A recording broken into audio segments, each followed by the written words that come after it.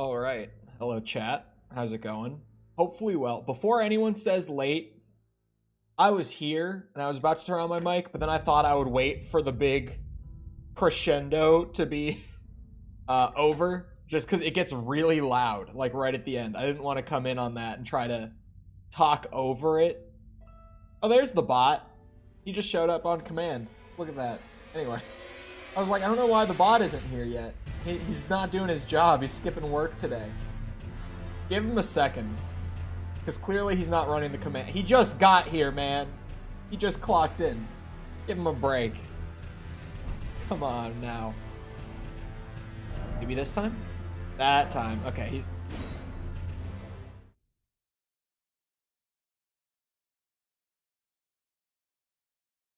Whoa.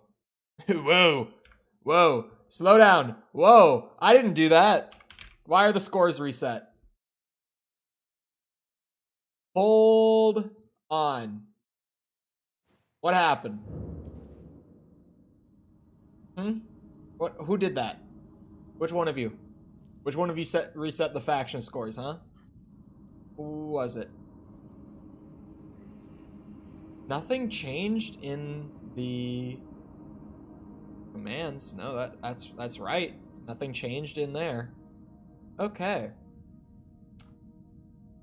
Well, here we go. Hold on. Where's my... What is all this ghosts, goblins, and vampire stuff? The faction war stuff. It's a thing that I set up. All of the... What's it? All the info is in the Discord for it. I made like a whole section of the Discord. I must have deleted my edit command. Alright. Here's what we're gonna do. I'm going to make a new command since I clearly got rid of it. Set that so that only I can use it. Not in Discord, only Harmony. Hold on, I'm trying to like do two things with my brain. I want that code right there. I want that. Just that. That's all I need. Okay. Sorry. The faction war, there's 3 teams. They're all trying to get the highest score of the month. The TLDR. Sorry, I'm trying to find where I put... There we go, the scores. Okay, so... The commands aren't broken, which is the weird thing. I just... For one reason or another, the scores reset. Like, between end of last stream and right now. So, if I want to fix the vampires, we're going to need it to do... this... Okay. Okay. We do a little bit of that. Bot. Don't fail me now. Thank you. Uh-huh. It's gonna be the lamest. It's just giving me a confirmation of the number. There's no text thrown in with that. So, goblins should be at this number. They should be at 350.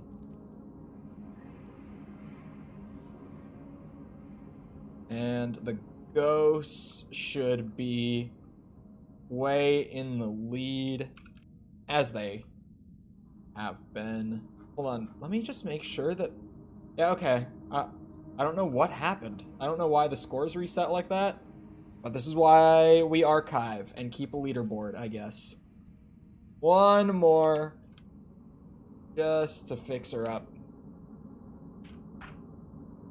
And then we should be good. Whenever this goes through, I'll hit one of these real quick. Confirmation. That's what it should look like.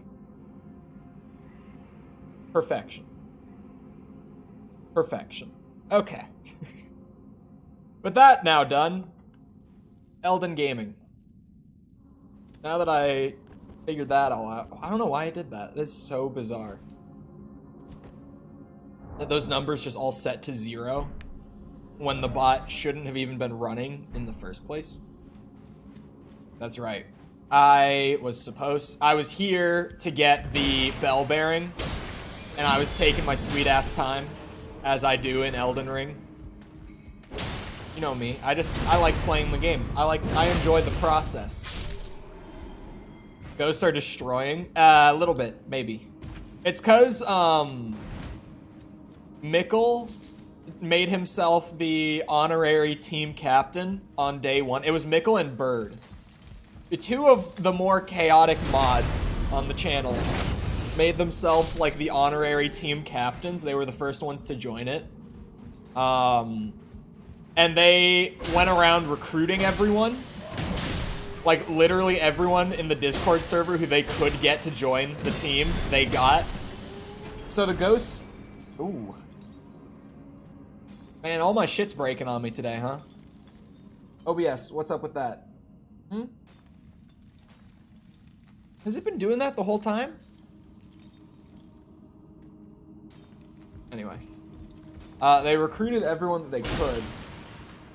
Really early on. So the other teams have been recovering. Have been coming back. From the massive early lead that the ghosts got.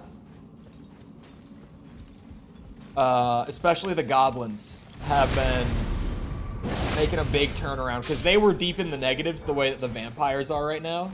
They've been on the come up. Huh. So I keep looking over now just to make sure that OBS isn't gonna shit itself again like that. There we go. Oh, that's a whole flurry of pebbles while I'm not even looking at the screen, man. That's not cool. Is that my bad? Am I able to be blamed for that? I don't think so. I think that's the game being a dick. Oh, God damn it. Former Florida man. I always was like, am I a Florida man if I'm not from there? I never felt like a Florida man. I feel like all the other men had more Florida in them than I did when I was there. What are its attributes and scaling? Oh, God. Let's get into this about the sword that I spent 4 hours trying to get. Here you go. It's at +4. The scaling, especially on the Faith, is gonna pull back up. I think Strength and Dex, one of those is gonna pull up to D as well. I think Faith will go up to a B at max. But that's kind of what I was saying about this sword when I finally got it. Was I was like, damn. I finally got my sword, and it's not even that good. Like, it's just kind of mid. It's okay. It gets, you know, this build is more about the theme than, this isn't gonna be like the Musketeer build, where by the end of the game, I have the most broken shit imaginable. It has Pierce, that's true. For these rock fellas, I do like having Pierce, but it's definitely, it's not the best. Well, it doesn't have Faith scaling at base either. Just for people who don't know it. It's because it's sacred. Sometimes it's worth it to spell it out. Give me a second. Okay, I put the Faith on it because I wanted to put Golden Vow on it. Definitely for the look and the length. Yeah, it's not a good sword. Like, it's just not even near the top end of, like, Elden Ring weapons. Not even close. Is it even, like, mid-end? Or is it, like, a high-low end? I don't know. It's kind of weird to say. Ooh, that reminds me, because I'm gonna have to update it now. Thanks for that. No alert, I guess. But, thank you for the 8 months, Jessica. Appreciate it. Where did I put that command? There it is. I'm gonna add like a day's countdown. Actually, just my internet went out. It was throwing a bit of a fit at the beginning. And then it actually just went out. I had to go reset the router. That was it. Good ol' unplug it and plug it back in. Did wonders today. As it normally does. I don't know why. I don't know if that's a router problem or what. But, alright, let me... Is this gonna have to be a no chat box stream? I wonder if I restarted my laptop's OBS. Hold on. I'm gonna do that. Give me a second. Where is that button again? Have a thing. Take out the cartridge and blow on it? Yup. Oh, there we go. Haha! What did I tell you? Okay. I fixed the chat box. Whoa, I just hit my monitor. We're good. I also got disconnected from the servers. Like I said, my internet like actually dropped. At first I thought maybe my OBS was just going wacky, but then like in game it disconnected me from the server, and that's when I knew. Turn it off then on again. Exactly, it works every time. Just because it probably did some wonkiness. Some of you might want to check if your like time bar is actually live because of like the now 2 disconnect reconnects on my end. Just that for live people, just to be sure. Just to be sure.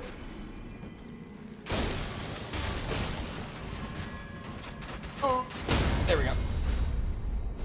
I do not like these guys. Not one bit.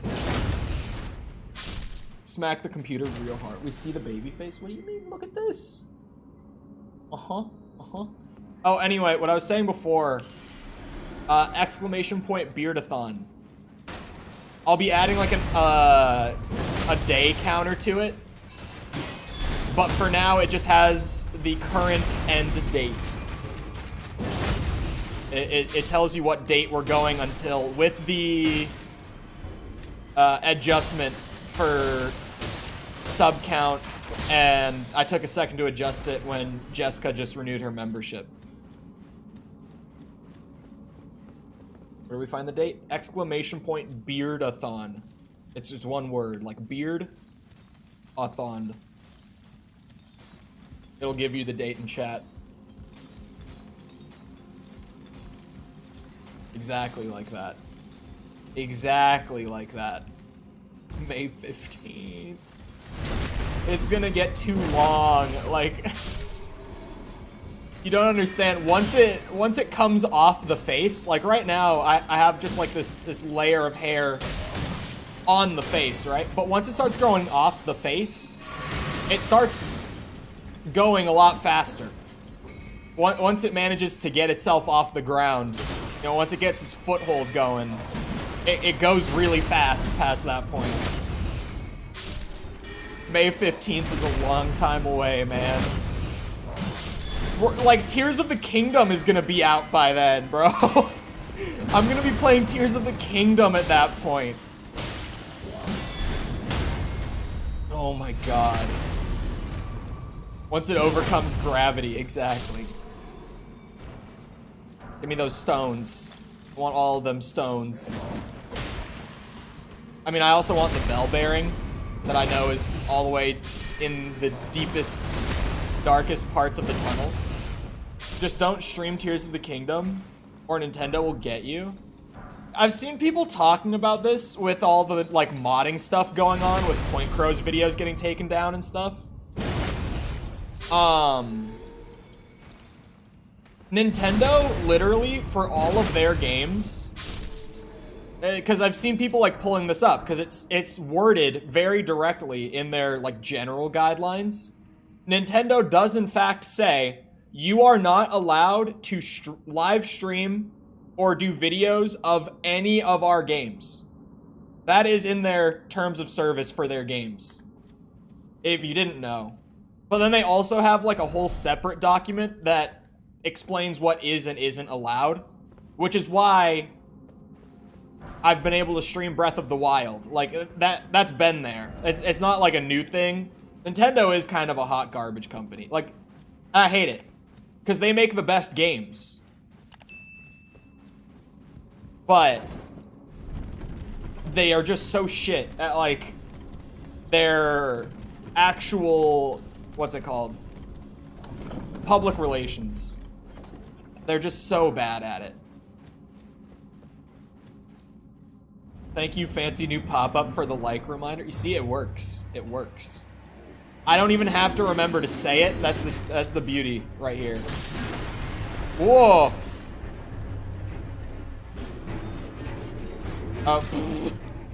Buttlet. Ugh.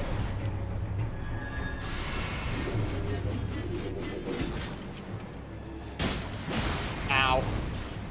I haven't fought one of yous in a minute. Oh, I might want the shield, actually, if he's gonna start throwing things. Ow.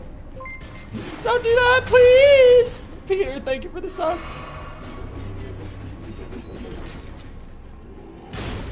Ah. There we go. We're in. We're in. Hackermans.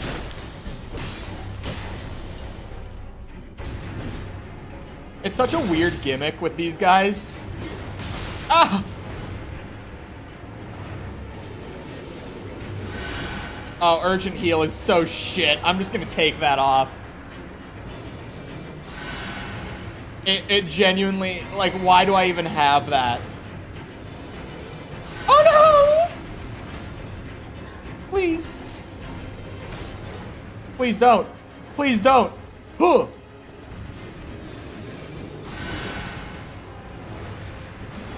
Are there any good healing incants in this game, Elden Ring gamers?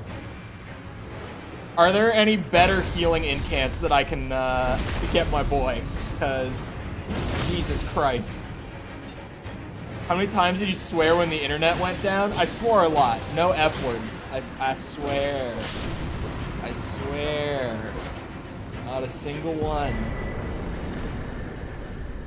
I did swear. When I realized that it was actually the internet and not just OBS. Like, it's frustrating when it's the software on my laptop just going wacky for no reason, because it happens. But it's worse when I have to, like, go across the hall to the router to go and mess with it when the internet actually goes out. The king of swearing. You know, it's just, things happen, and I have a strong emotional response. I'm an emotional guy. And I just use the appropriate words to convey said emotion. That's all. That's all it is. Oh, your divinity, have mercy and grant me forgiveness. The road is yet long, a god is not easily felled. But one day without fail you will have your wish. So please grant me forgiveness, Queen Marika. Stick my sword in the fire. You, is it? I didn't. You kids and your emotions, I know. I'll be doing my job, same as ever.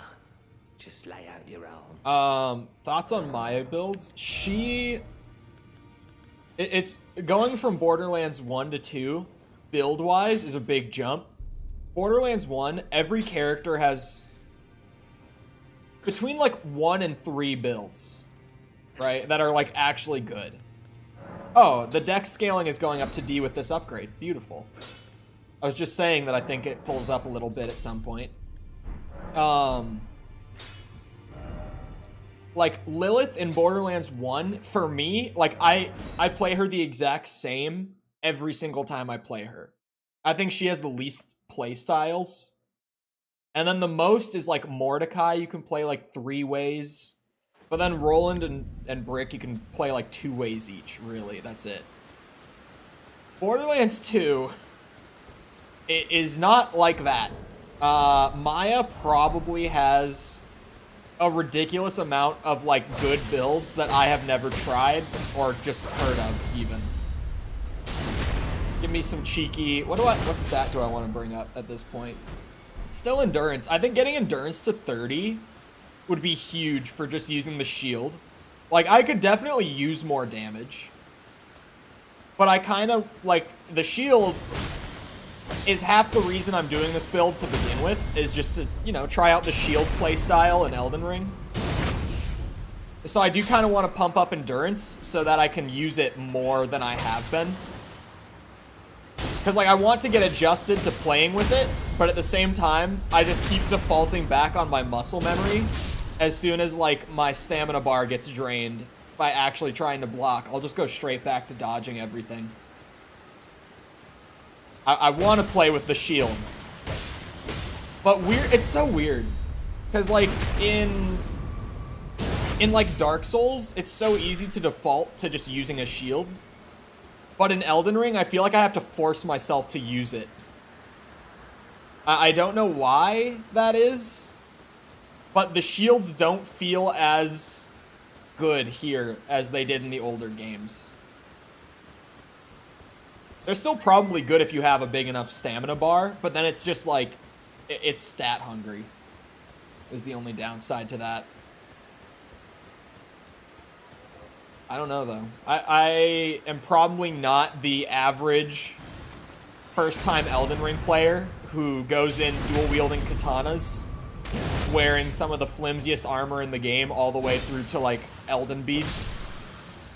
I don't think that's a very common type of first playthrough. I think I kind of went balls to the walls on my first one and just got used to playing like that.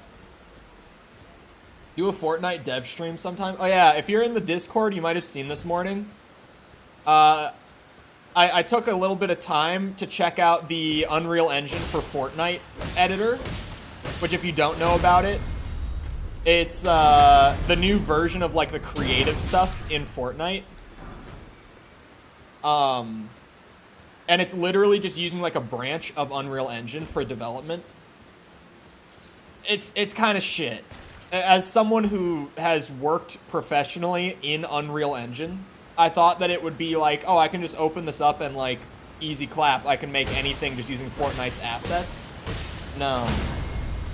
No, it's a massively restricted version of Unreal Engine. Like, I'm assuming it's because they don't want you messing with the game, like, at its core all that much. But at the same time, you know, you look at, like, the stuff that they've been advertising with it, and they're advertising, like, full-on cutscenes and, like, custom boss fights and shit. And then I open up the editor to quickly be greeted with the reality that you are not allowed to change enemy or weapon stats. Like, if I wanted to increase the amount of health that an AI has, I can't do that. I'm just not allowed to. The editor doesn't let me. Also, 3 of those guys at once is a not good time. So I was pretty disappointed in that, because I thought that it was a really cool possibility, but then after going in and looking at it myself and seeing that, like, the weapon files are read-only, meaning I can't edit them, stuff like that. Also, it uses its own custom coding language. So if you, at any point, regardless of your, like, coding background, of which I have a pretty solid one, if you want to go in and make stuff in that branch of the engine, you have to learn a new coding language, because they made their own that's completely unique to just Fortnite. I can't remember what it was called. It's called, like, Verge or something. And Booleans aren't called Booleans. It's just weird, man. I don't know what's going on. I think with updates and a little more freedom, it could be, like, the potential is there. The potential is there for, like, Fortnite, but with full game dev engine freedom for, like, custom stuff. But they've just massively restricted it, and I lost interest within an hour of playing around with it, because I just couldn't do anything I wanted to do. Got distracted by shields. Yeah, there's just so many different ways to play Maya. I don't know Borderlands 2 as well either, in terms of, like, gear. So I'm trying to think of, like, class mods for her. I think there's one called Banshee that I liked. That might be the name. I might be thinking of something else. I think there's one called the Fierce Cat. And I'm just going off of, if I can remember the name of a class mod from Borderlands 2, it means that I probably used it at some point. Because all the ones that were just bad, I would have thrown out and never touched. So if I remember the names, it's probably because I liked them. Those are the only two that I can think of. Legendaries, I'm not as familiar with either. No! Okay. Aha! I kind of want to guard counter you for the stance break. I hate fighting multiple of these guys, like, when I'm not on a leveled character. 1v1, you can just spam them into stagger and then crit them and you're done. But when you're this far below, like, the level you should be to be up here, and you're fighting a group of 3, it's a pain in the ass. It's doable, it's just you have to go real slow. There's so many class mods in this. Yeah, in general, Borderlands 2 is, like, bigger. A lot bigger.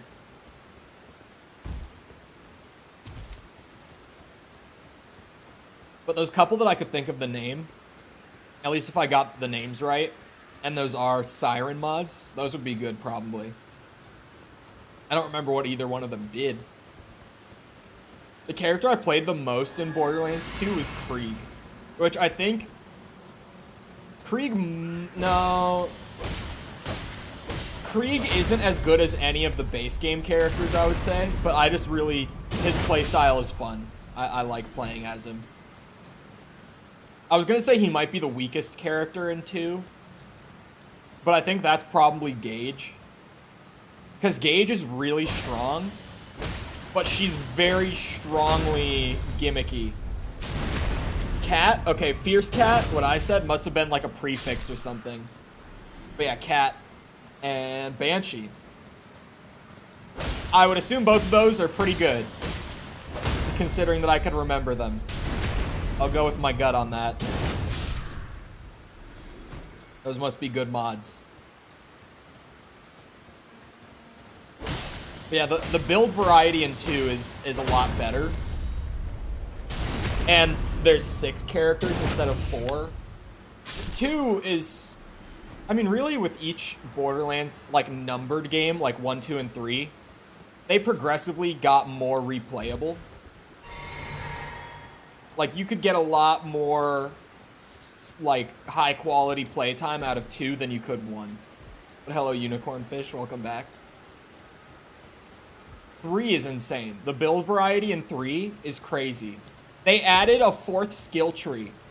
At launch, there was, like, you know, your classic Borderlands, like, every character has 3 skill trees, and they were all, like, really big trees compared to 1 and 2. But, you know, 3 skill trees. We're familiar with this. And then with, like, the first DLC, they added a 4th tree to every character. Like, an entire new tree. And that's when they lost me in terms of, like, me actually understanding the game. I was like, brother, you just actually completely changed the way all of 4 characters in the game play compared to launch. Like, you just... I'm overwhelmed. You lost me. I can't keep up at this point. I struggle with 3 trees.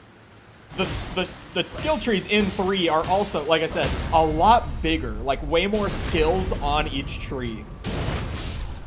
One of the cooler things with Borderlands 3 as well is that I think each skill tree has like 2 or 3 action skills on it. So each character in that game has like 6 action skills that you can actually run on them. That you can like spec into through the skill tree. Bonk, bonk, bonk. Roblox Studio has so much freedom. Well, yeah, it's a game dev engine. I feel like people think that Roblox is a game, But it's not.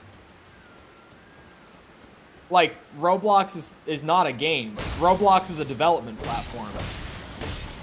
There are games on Roblox, but like, Roblox itself is not a game. It's genuinely a game dev platform.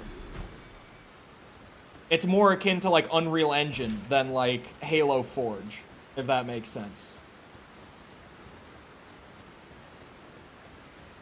Are those kill skills? No. Like, you know how you press the button to phase walk as Lilith? Every character in 3 has like a solid handful of different skills to activate like that you can just choose between when you're doing your build. Like, one of the easiest examples of it is there's a character, his class type is called Beastmaster, so he always works with like summoned monster characters. Like, he has a pet Skag as one of them. When I played him, I used a Skag, because of course I did. Doggo. But like, for him, he has 3 different ones that you can choose between. Oh, he has a Skag, a Rak, and a Spider Ant. I remember what the 3 are, because it's those 3. I remembered the Rak, I couldn't remember the Spider Ant at first. And it's like, you get to choose between those 3, and each of those 3 has like its own tree with a unique like play style that it kind of like pushes you towards. Granted, it's Borderlands, so you're not like locked into just one tree. You can mix and match a bit, but they all kind of generally work towards like an archetype. There's one character in 3. His name was Zane. He was super cool. He wasn't very good when the game came out, but I heard he got buffed. I just haven't played since. But his whole gimmick was that he had the most action skills in the game, and you could have 2 of them at once. So you could have like one on the left bumper and one on the right bumper. And you could mix and match his action skills together and make some really cool stuff. Even if the rest of his skill trees weren't very good. Apparently they got buffed after launch, so I've heard he's better now. He's probably a lot cooler now. It has a gear for a collar like Crazy Earl's Skag. I don't think so. Not that I remember, at least. There we go. Some cheeky levels in endurance. Maybe one of the more boring stats to level up is endurance. Trying to just be like, yeah, I'm gonna get like 7 points in endurance here, go up to 30. Because when I'm like doing damage scaling, you see it little by little as I'm farming. You're not really gonna see me use my stamina bar here. With bosses, it'll be a noticeable difference with like the stamina bar. But against most other enemies, not so much. Yeah, the characters in 3 were all really good. Because they never added DLC characters. Like, they only ever stuck with the 4 from launch. But there was just so much you could do with each one that, like, it kind of made up for it. It more than made up for it, honestly. There's just so much variety between the characters. 3 was probably the best game. I didn't play Wonderlands yet. I saw that Wonderlands was half off recently. Like, it was only $30 to buy it recently, but I held off just because, like, I've got Dead Island 2 coming up. I've got Jedi Survivor coming up. I got Tears of the Kingdom coming up. Like, I don't need to get into a Borderlands game that I've never played before right now. When I have been playing in my free time, just gaming in my free time a little bit, I've also had the Vampire Survivors DLC just came out, so. The second one just came out. And it's a bigger DLC than the first one was. So I finally had a reason to play Vampire Survivors again. I love when they drop a DLC for that game. Because it gives me new stuff to, like, go back and do. There's always time. There is always time. But now might not be that time. Shit. There we go. I'm gonna get that godly stamina bar. I don't know, what's the highest I've ever brought my endurance in Elden Ring? Because honestly, I feel like even bringing it up to 30 might be higher than I've ever done before. The highest it would have been across all of the builds probably would have been my first playthrough. And even then, like, that was a year ago. So I just don't remember. I don't remember, like, what I did specifically. But 30 endurance is already at least going to be the second highest I've ever brought that stat. I tend to play Elden Ring with a very small stamina bar. Whatever I've got at the beginning, unless I need, like, more equip burden. Or, sorry, less equip burden, I guess would be the better way to say it. I've just never really pumped endurance in this game. But I also haven't done a strength build yet. I feel like for a strength build, I would. I've seen how ginormous some of those weapons get. You probably need some massive stamina for those. I'm finding 2 more entertaining, even though I've played this same section several times before. The humor, Borderlands humor kind of came into its... It got comfortable with itself. In the DLC of Borderlands 1. Like, the base game of 1 has the humor, but it's not overdone. It's not, like, super over the top and wacky and goofy. The DLC in 1, it's like Whiplash going from the base game to the DLC. Because all of a sudden, the first DLC is Zombie Island. And that's where the trademark humor started to come in.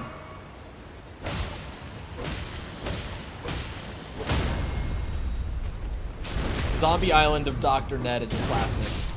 Some people don't like it. I love it.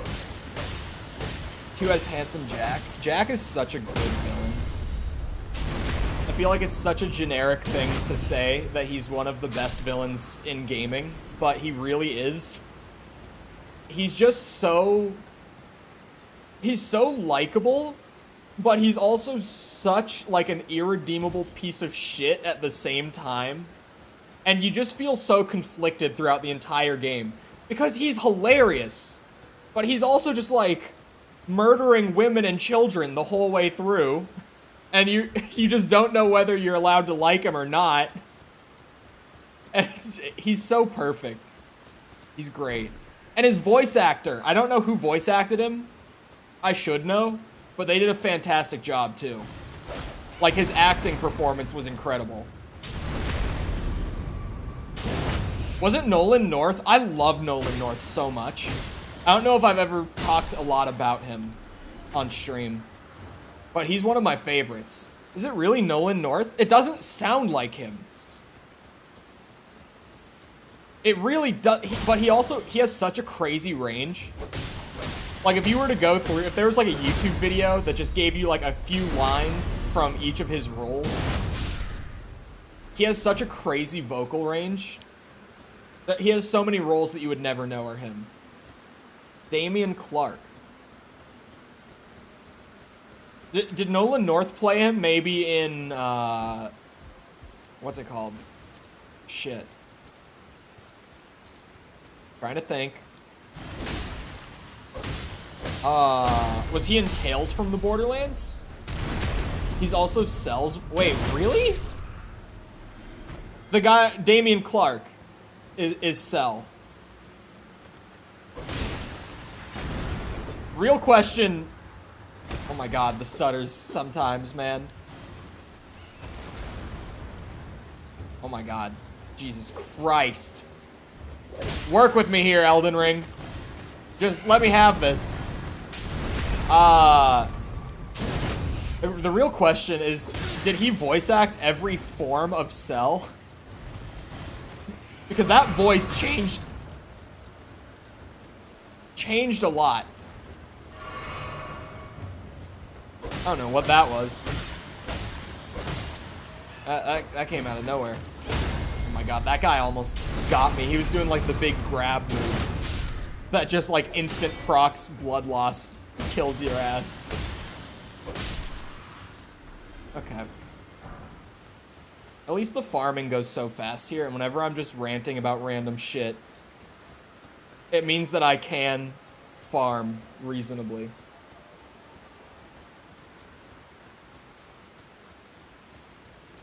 Cell's voice changed so much. It would be impressive if he did all 3 forms. But if you're saying that he's also Handsome Jack, that would add up. The dude clearly has a talent.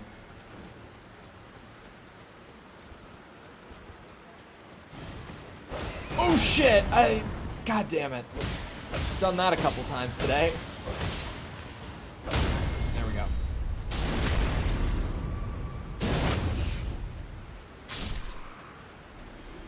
I have a, speaking of Cell from Dragon Ball, I have a buddy watching Dragon Ball Z currently for the first time. He never watched it when he was a kid. And he's just about getting to the Cell games. And hearing him talk about it is wild.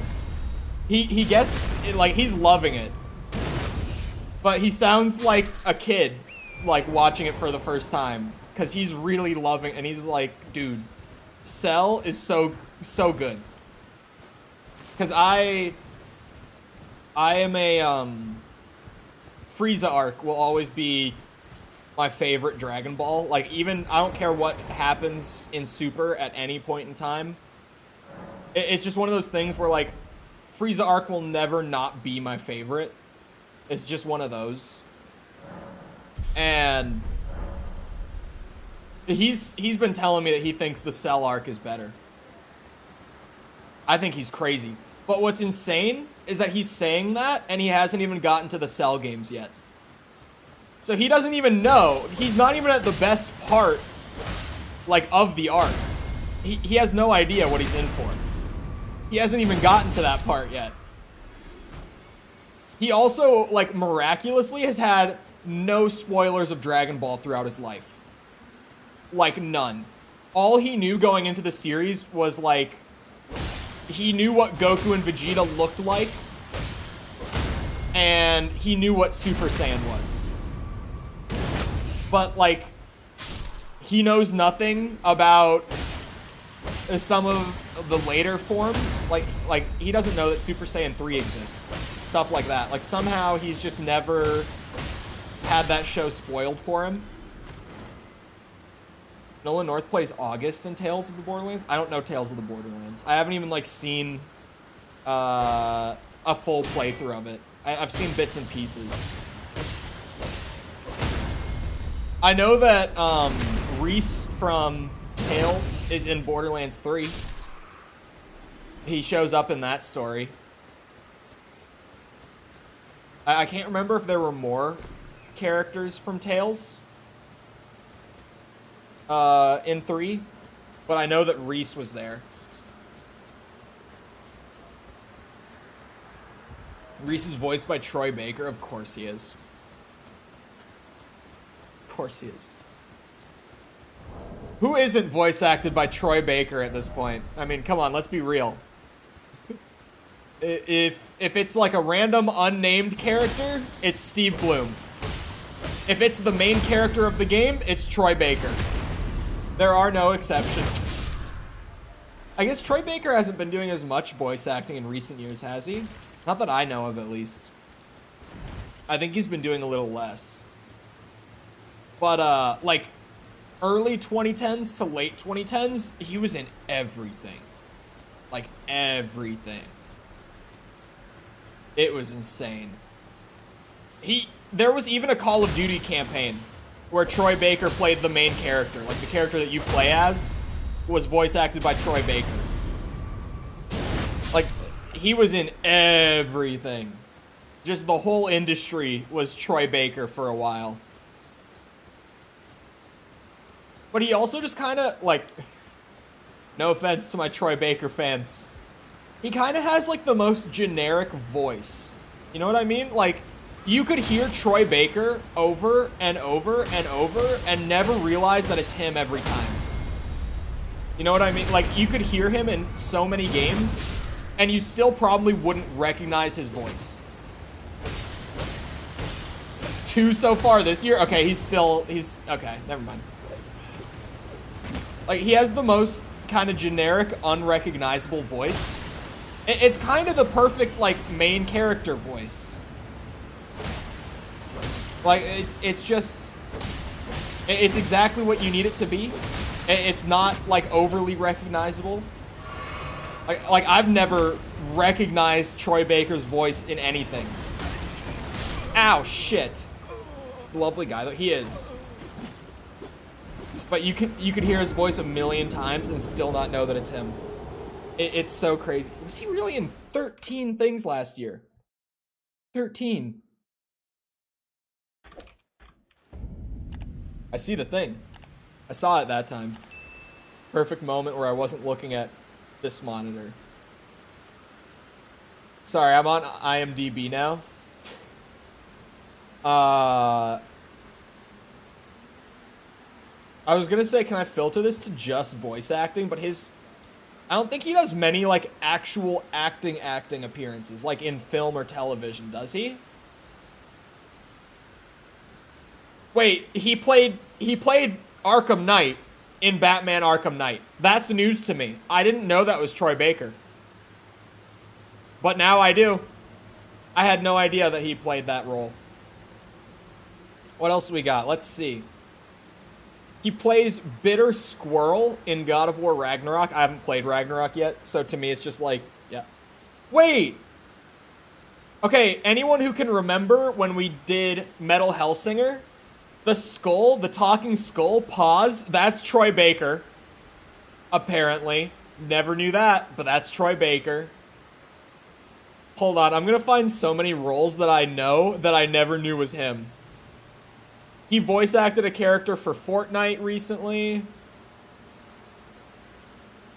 Oh yeah, he was Poggin Min from Far Cry. Forgot that. That's a really interesting voice for him. He was Simon Krieger in Miles Morales. We played that a few months ago. Didn't know that. He was Bruce Banner in Marvel's Avengers, the game. Obviously, he's Joel from The Last of Us. He did additional voices for Call of Duty Modern Warfare, the rebooted one. I'm looking for, like, things that I know. He was Aaron Black and Shinnok in Mortal Kombat 11. He had 2 roles for playable fighters in that game. He had 2. Just saying. What else do we have? He was Magni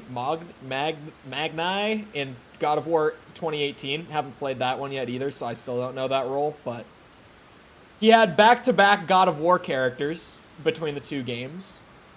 Worth noting. He's such a versatile actor. You can have him multiple times in the same franchise or even the same game, and no one will know. Like, unless they're looking at the credits, no one will know. He's just so, like, you can apply his voice to anything. He can do any kind of character. Oh my god. I mean, I'm just scrolling to catch the good ones. He has 400 acting roles on his IMDb. 400. He was Ocelot in Metal Gear Solid 5. Never knew that. That's a new one to me. He voiced 3 characters in Mortal Kombat 10. Oh my god. I'm about to... Oh yeah, there's his Advanced Warfare. That's when he played the main character of the game.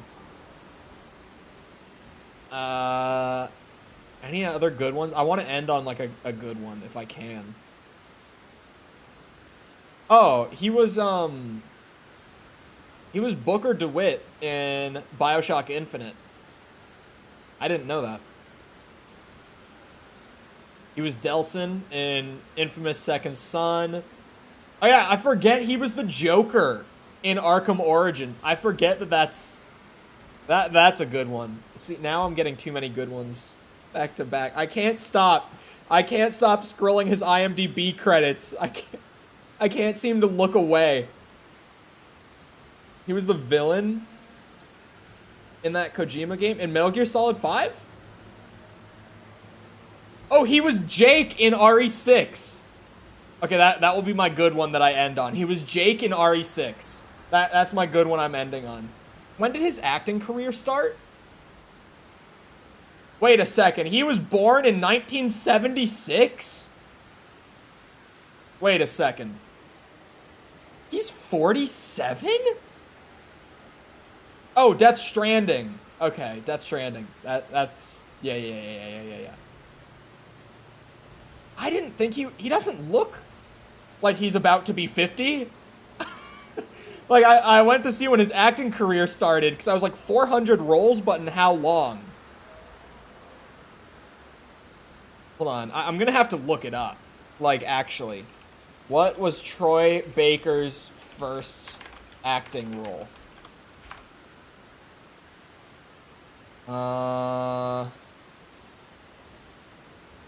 Okay, I didn't get a straight answer. We go to Wikipedia. He started acting in 1994. So in like, what's that? 30 years, he's played 400 roles? That's insane. That is an insane amount of acting. 400 roles in 30 years? Hold on, we gotta run the math, the quick mental math. What is that? That's how many a year, roughly? 13-ish roles per year? Like, averaged across his entire acting career. He's played like 13 characters a year. I mean, just put it into perspective. He's been on 13 productions a year for 30 years on average. That is commitment. That is hustle. You're saying about him slowing down like he was slacking? I just haven't seen him in anything. Like, I know that he had that like little cameo role in the Last of Us show where they gave him like a side role just to have him in the show. Because, you know, those of us that know are like, oh yeah, that's Troy. But I really haven't like seen or heard, but he's that actor where I could have seen him in so many things in like the last year and I just wouldn't know. Unless you tell me that it's Troy Baker, I have no idea that it's Troy Baker. He doesn't have, like, when I hear Steve Bloom's voice, instantly recognizable. It is immediate. You know that it's Steve Bloom when you hear him. If you've ever heard him before and you know who he is as an actor, you know immediately that it's him. He's like the gaming voice acting equivalent of like, I don't know. I'm trying to think. What's an actor that's just like in everything? I'm trying to think of a good one. I can think of like a handful, like The Rock, but I could go with that. It's like when you see The Rock in like a movie or a TV show, and we all know that it's The Rock. Like to the extent where, I don't know if it's just me, it can't be just me, I can never remember the name of a character that is played by The Rock, because that's just The Rock. It's the same thing with Jack Black. I can never remember the name of his characters because it's Jack Black. Like, it's that kind of actor. That's like when Steve Bloom is a character in a video game. Unless it's his super iconic roles, I always just hear Steve, and I'm like, that's Steve. I should have a Steve Bloom, like, counter as a command. I should add that someday. So that each time that we hear Steve in a game, we can get it counted up. Every time that I recognize Steve Bloom on stream. Because that's one of my, even though it's kind of rare and here and there at this point, one of my favorite bits, like across the whole channel, especially like when I'm streaming, is just me recognizing Steve Bloom. Every time he speaks in a game, I will immediately be like, that's Steve. I will be screaming that it's him. Can one of you aggro, but not all three of you? Hold on. What if I used like yeah, like a throwing dagger? Here. Come on. Oh my god. Okay, the other two don't know where I am. They got alerted, but they don't know exactly what's going on. That works for me. I can work with it. I just don't want to fight all three at once because I know that that rune pile is like 20k.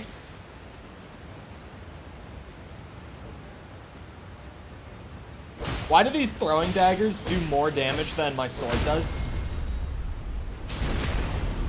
Elden gamers, why did we spend 4 hours getting a shit sword? This build is maybe gonna be not good, even like scaled. But the Pyromancer had a really rough start too, okay? You know, now that I'm thinking about it, what was his name? Shit, I'm starting to forget all of the Elden Ring character names. Booplesnurp, it was the Pyromancer. Booplesnurp didn't have a, like he wasn't noticeably strong until he was like level 80.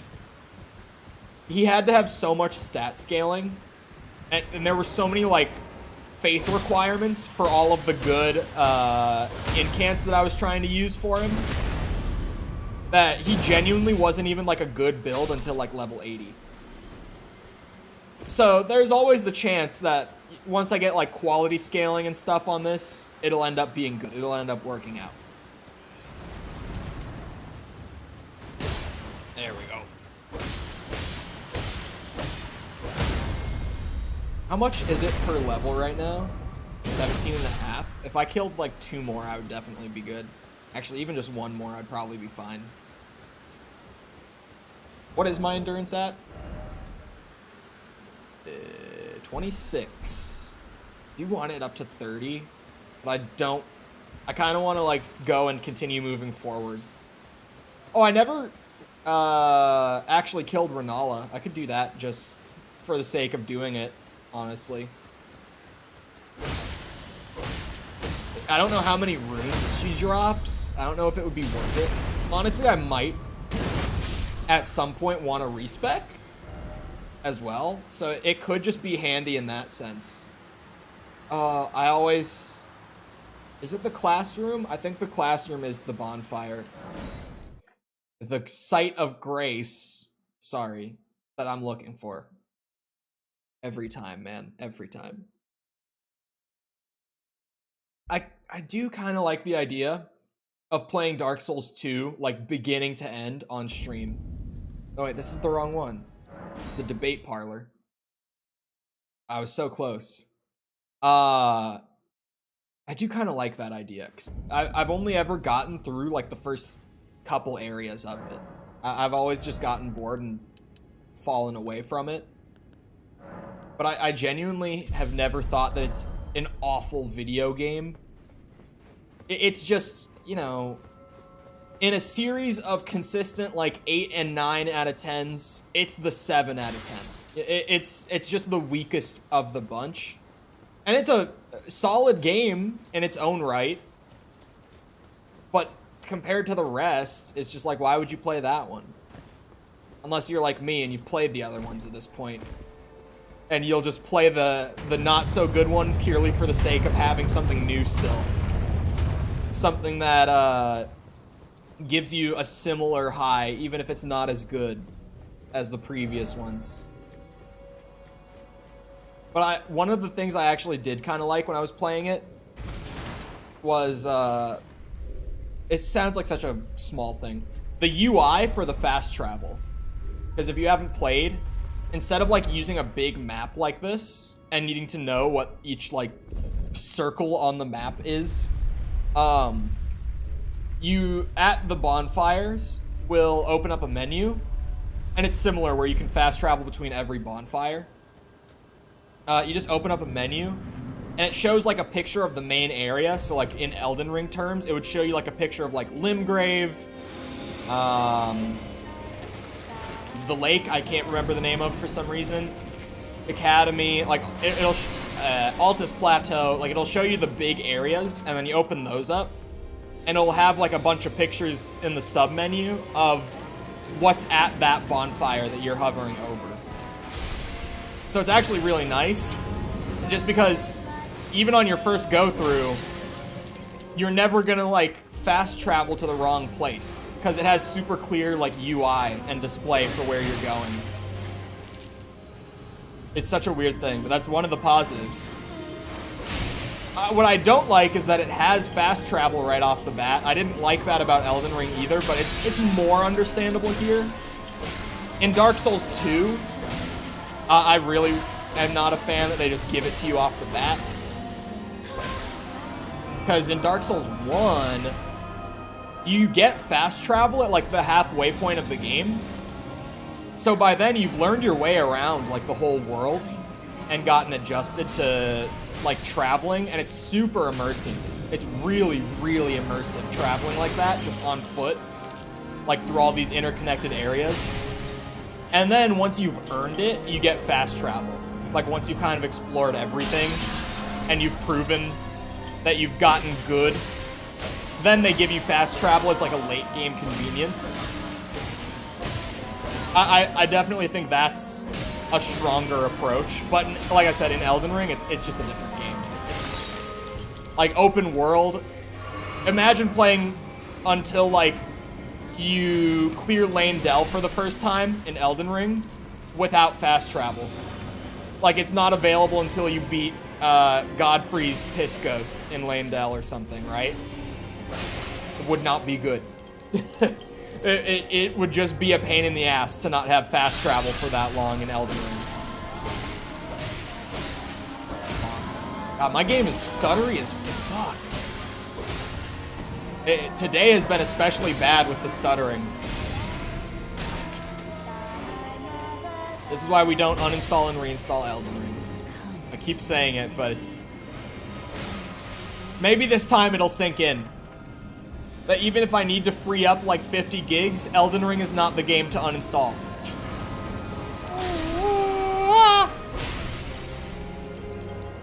There are consequences to uninstalling the PC version of Elden Ring. And it's your next playthrough will be stuttery as shit. Yeah, Godfrey Piss Ghosts. It's how I think of separating the two. There's Piss Ghost and there's Horalu. That's how I mentally separate them. Oh god. Because I used to just call Horalu Godfrey, but then people kept getting confused thinking I meant the Piss Ghost. So we started going with Piss Ghost, because then everyone knows what I'm talking about. I used to call the second Godfrey fight just Godfrey.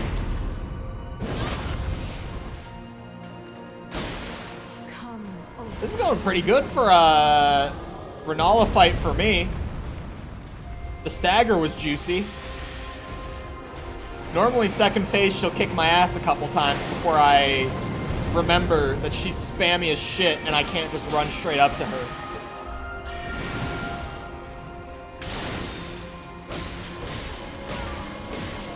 I think the extra stamina is carrying. I'll keep it a buck. I think this is because I just farmed up like 5 endurance levels. And I'm not even shitposting either. It sounds like I might be memeing a bit.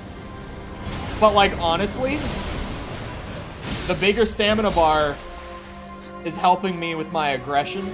God damn. This guy, I can't really mess with you until this guy disappears. There we go. Oh no, I'm about to get nuked. Oh, why the dragon? Is this Soldier of Godric cosplay run? No, for the Rick armor, it's just, I'm kind of using like the heaviest defense armor that I can wear at any point with my endurance where it is. And right now, that is the Soldier of Rick armor, at least from what I've gotten. There's probably better armor that I could get. I just don't know where that armor is. Like, I don't know where the good physical defense armor is, because I've never really played a high endurance build. So I've never bothered with finding the best armor in the game. Yo! Ah, no! A gentle breeze staggers her. She's an easy clap. I don't know, man. She's always been a pain in the ass for me. What are my top 3 in Elden Ring? Oh. Horalu, I think, is my favorite. Then Radigan. Then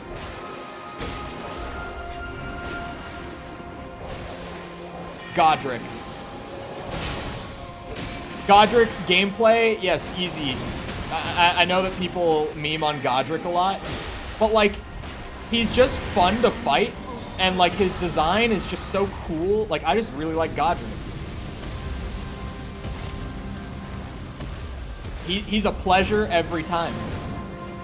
Even if he's not like the boss that's gonna make me want to slam my controller into the wall, he's just a fun fight. I enjoy fighting Godric every time. I don't think I will play Minecraft Legends. I didn't really have much interest in it to begin with. And then reviews were saying it's kind of mid. The reviews haven't been super positive either, so I just don't think I'm gonna check it out. Come on. No! Stop that! You're spammy ass bullshit. Also, maybe a hot take, maybe not, I don't know. If your boss needs ads, it's a shit boss. Strong Chole opinion. I hold that opinion very strongly. If the boss needs ads, ads are a band-aid solution to fixing a boss that's too easy to steamroll.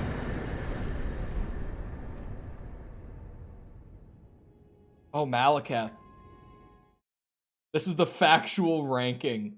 Moog, I did not like Moog when I fought him the first time, and I haven't fought him since, actually. I haven't fought Moog once since my first playthrough of the game. I've never gone back to fight him again, because that boss pissed me off. Because on my first playthrough, I didn't let my chat, like, spoil stuff for me, gameplay-wise. So I didn't know that there... And by the way, having a physic tier to prevent him from bleeding you with that one attack is just kind of shit anyway. That's just not a fun mechanic. Like, it's so weird to me. I don't get that one bit, but... anyway. I didn't even know about it that time, so I was just like chugging my heal flasks to out-heal the blood, which I think is what the majority of players do when they fight Moog, especially the first time. Unless you like look it up on your first playthrough, that's what you're gonna do, right? I didn't like Moog. The only thing I hated about him, it rubbed me so wrong, especially after I finished the fight and people told me that there's a physic tier that you have to go and get for it to not damage you. I was like, bro, are you kidding me? That is so horseshit. Like, that's actually wild. There's just a random, like, item out in the world that you have to throw on your build to... Like, the only reason this item exists is to prevent damage from this one boss attack. It's so dumb. Ludwig, Midir, and Gale are the best bosses in all FromSoft games. I have not played Bloodborne. I know who all of those bosses are, at least. I've not played Bloodborne because I'm waiting for PC. I do not want to play it at like 20 FPS on PS4 because I'm just not going to enjoy the experience, like regardless of how good the game is. So I'm just PC or like a newer generation version that doesn't run like shit. And Dark Souls 3, I started playing, and I know that people really like the Souls 3 bosses, so brace. I got through like the tutorial area and a little bit past that, and I got bored because I thought it was just way too easy, and I never went back. I haven't tried it since. It's similar to Dark Souls 2 for me, where I didn't drop it because I think the game is bad. I just, I just, like, I kind of got bored and didn't go back to it past, like, a certain point. It's the same exact thing I did with Dark Souls 2 that I did with 3. Most important piece of art in the history of mankind. Yeah, Bloodborne seems really cool. Like, I know that I would love Bloodborne. Just give me a version of the game that's gonna be enjoyable. That's all it is for me. As soon as there's a version of the game that I will be able to enjoy myself playing, I will be on that shit so fast. But currently there's not a version of the game like that. Oh, I never got the... Oh my god. I got ahead of myself. I don't have the second lift medallion. I never got it. I have to go get the one from Chole. Because I forgot. Because I'm dumb. Also, welcome back, Jessica. I gotta go back. I always forget what fort it's in, too, so I might have to ask. Like, literally every playthrough of Elden Ring, I'm surprised it hasn't become a running bit that people meme on me at this point about. Because every single playthrough of Elden Ring, I have to ask chat which of the forts in Caelid it's at. The one in Limgrave, I remember every time. That one's easy to remember. The one in Caelid, every time I have to be like, is it this one? We didn't get a... It's weird that we didn't even get a PS5 version, right? Like, you would think. Like, Bloodborne is one of the most beloved PS4 exclusives. Easily. It's just weird that they don't have, like, an enhanced edition or something of the sort for PS5. Because they have, like, Last of Us 2 has one of those, where it runs smoother. Ghost of Sushi has one. The name that I can never say right, because Tsushima, for some reason, is like a tongue twister for me where I get it messed up every time. Like, they have PS4 exclusives that just have ports that run better on PS5. Bloodborne just doesn't have one, though. Okay, so... It's this fort, right? That's where the lift medallion is? Question mark? I think this is where it is, but I'm not 100%. God, I don't know what kind of character I want to play for the DLC whenever that comes out. I've probably got plenty of time to think about it. Let's be real. I think it's this fort. I might be wrong, but I think it's there. You know what?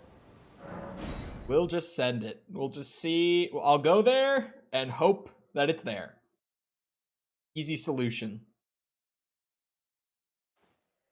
I have no doubt that Bloodborne PC port is coming someday.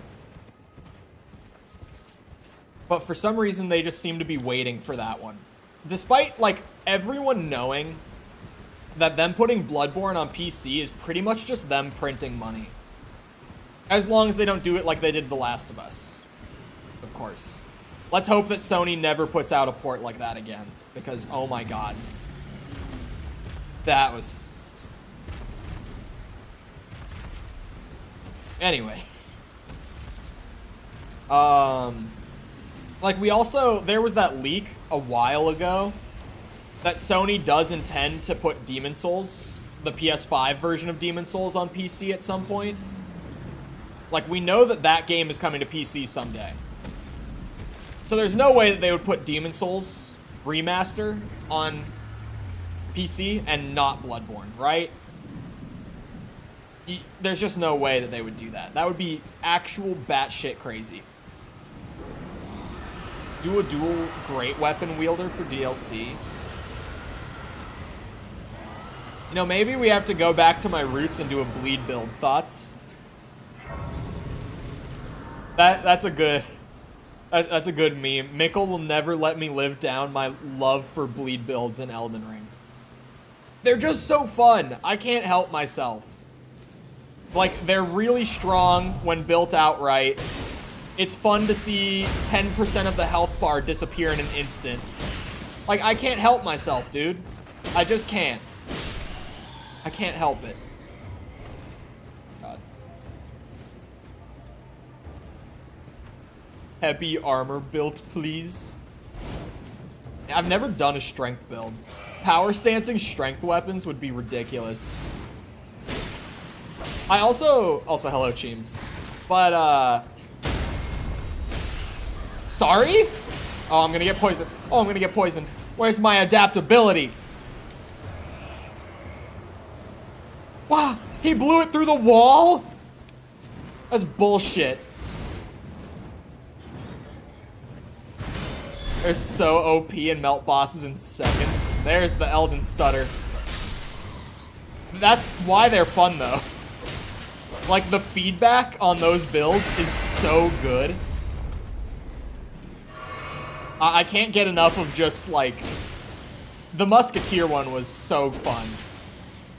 I did a thrusting sword build with blood recently, for those that weren't here for it. And the heavy attack on the thrusting sword, I don't know if all thrusting swords have this, or if it's just the specific one I used, or what. But when you hit R2, it would poke twice, like rapidly. It would be like poke, poke. So you get like really good bleed buildup through all of your other like talismans, you know, just arcane scaling, like at 80, all that good stuff. And then you start using an attack that hits twice per attack. I'm stupid. And all of a sudden, you have one of the most broken things in Elden Ring. Possibly the most broken thing in Elden Ring. It was so fun. I love that build, but I feel like people wouldn't want to see me play, like, the same thing twice. You know what I mean? Like, if I were just to choose my favorite build that I've ever played, and just use that for the DLC, I would play the Musketeer build a second time. Because that shit was awesome. But I don't think that people would want to see me play it again. What I was going to say is I also don't know if I, like, should have a character at, like, a mid-game level going into release day. Or if I am just, like, supposed to start a new character on the day. Like, as far as streaming the DLC whenever it inevitably comes out, it's kind of weird. The way that, like, FromSoft always does it. Where the DLC content just gets thrown in with the main game. And it's kind of like a mid to late game area that you go and do all the new content in. For streaming it, it's kind of weird. Because it's like, if I start a new character, then on day one, we're like not even going to check out the new content. But it's gonna be hard to predict what level, like what point of the game progression I need to be at to like do the new content but not be over leveled and, you know, have a stream that's just me rolling the bosses all in one go and then it's over. It's gonna be weird to figure out how to like go about covering it on day one. Oh, god damn it. It would be perfect if they put out a thing that's like, try to be at this point. Alright, I'm running past them. This point in the game, on release day. That would be like my perfect solution.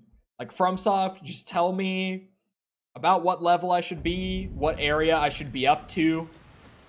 Like, you know, maybe they say you should be like level 80 and have completed the Morgott fight to do the new content.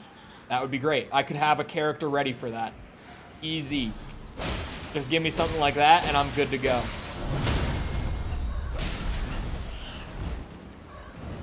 Because otherwise it's just going to be me guessing, and I'm probably not going to get the guess right. You don't understand how fun it is to trade hits with bosses until you look at their health bar, and you only damaged 5% of their health while they take half of yours. Yeah, I'm really liking the shield playstyle for bosses, just in the sense of, It's really goofy to be fighting like Godric or something, and he's winding up his heaviest attack possible, and then I just pop my shield ash and hold it up, and it just takes like a quarter of my stamina, and that's it. First Elden Ring playthrough was a colossal weapons build. It's a rule that the first playthrough for any Souls game should be strength run. It was hell. Strength sucked so bad at launch. Did it? I didn't know that. My first playthrough, I just kind of went in not thinking of it ahead of time. So I ended up choosing Samurai because, of course, you look through the starting classes casually and you're like, I want to be a Samurai. And I ran Uchi for a while. And then I found Moonveil at maybe like level 50-ish, if I had to guess where I was. I found Moonveil. And I used that for a while. It became like a Dex Intelligence build. And then I found Corpse Piler, Rivers of Blood, late game. And I respect for Rivers of Blood. And I used that the rest of the way through. It was a beautiful first playthrough. I loved it. I used the most broken shit. Because I was on theme the whole way through. I used katanas the whole way. But those two katanas, Moonveil and Rivers of Blood, back when I played, busted as shit. So good. Such a good run. What would be fun is if they told you should be around X level, but on release you actually need to be X squared. Is that X? Yeah, that is X. Is that X squared or X times 2? Doesn't that read as like X to the second power? Generally what I'm getting is they told you to be like half the level you should actually be. Really, I think they don't need to like give you a level, to be honest. Squared. Squared is ridiculous. Could you imagine? 60 squared. I think ideally, like realistically, they would just tell you like what point in like the main quest progression you should be at. Like if all they said was you should be past the Morgott fight if you're looking to go into the DLC. That's all I need. Because then I can load up a character who's at that point in the game, like appropriate level for being at that point in the game, and I'm good. Like that's perfect. That's all I need. It's just like kind of a generic measurement to just be, if you want to load up the game and go straight into DLC content, this is what you should do. But also, maybe creators will get it early. So even if they don't officially give us that, we might get that anyway from any like random YouTuber or something that might get it early. Because I know they've done a lot of like closed access stuff with Elden Ring in the past. Like I remember back when the game was coming out, like VaatiVidya had the game for like 2 weeks prior to the actual launch. It reminds me of how crazy the early access was for creators on RE4 Remake. Because if you didn't know, content creators got that game like 3 weeks ahead of time to have their reviews and stuff ready to go. Like they got it super early for RE4 Remake. Hold on, I'm going to grab the Grace that's right over here before I talk to you. It's probably not a bad idea. Chat, what do you generally think? Like, when you play Elden Ring, do you normally do Leyndell first or Volcano Manor first? Because at this point in the game, I always feel, like, conflicted between the two. Like, right after I get off the lift, I never know which area I want to do first. It's a conflict every single time for me. Grand lift. Shit. I'm working on it. I'm working on it. Don't mind me. Volcano Manor, then Leyndell. I wonder. Wait, I found that thing the other day that was like the recommended levels for every area in the game. Let me look. Hold on. Elden Ring. Look, where was this? Oh, this one. I was like, none of these are purple. I didn't click on any of these. Let's see. I'm looking to compare. Man, they think of both of these areas as being higher level than I think of them being, but they say for Landell, you should be 80 plus. Where even is Volcano Manor? They don't even have it on here. They might just be lumping it in with Mount Gelmir, which is on here. Yeah, they don't have Volcano Manor as like its own area on this list. But they say 80 plus for both of them. Recommended weapon level is plus 20 to plus 25, they say for both areas as well. Brother, you think I have a plus 20 weapon getting into Volcano Manor? I have a plus 5. Isn't it in the path that leads west of Landell? Yeah, that's to get to like Mount Gelmir, and then you can get up here from there, right? Like this is out here is. Ooh. But yeah, I was just wondering, since I had that list up the other day, just out of curiosity, because I'd never looked at something like that before. I was like, you know what? What do they think? They say about the same. I went to Landell, then Snowtops. I don't even know how to get to Volcano Manor. Really? There are 2 ways to get here. You can do it through the quest line thing that I just did, where you literally will get teleported here. Like as soon as you get to Altus Plateau, which is super nice. Or not Altus Plateau. Sorry. To the top of the lift, because this is...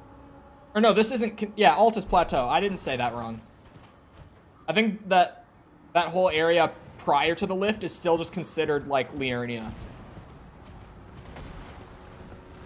But apparently they just say the same level for this and Landell. Which they are... I wouldn't know which one to say to do first. My instinct might say Landell first, but that's mostly because the enemies in Landell are just not as brutal as the enemies in Volcano Manor. The enemies in Volcano Manor suck. Like, at least in Landell, it's just super powerful soldiers everywhere. Here, you've got, like, Iron Maidens and the Gecko people. And, dogs everywhere. The enemies here are just a little more brutal than in Landell. But then, if you've cleared Volcano Manor before getting to Landell, that's smooth sailing once you're there. It really is. Don't forget the Omen Killer. Oh, brother. Yeah, exactly. Boom.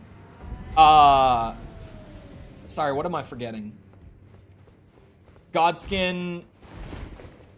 What's the fat one called? Is it Godskin Noble is the fat one?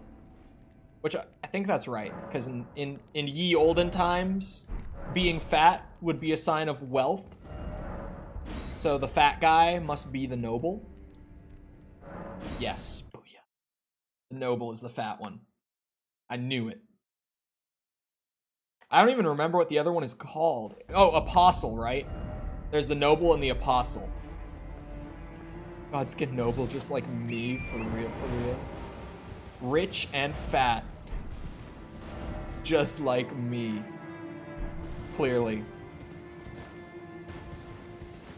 That's why I put out a video and a stream every day. It's because I'm just so rich.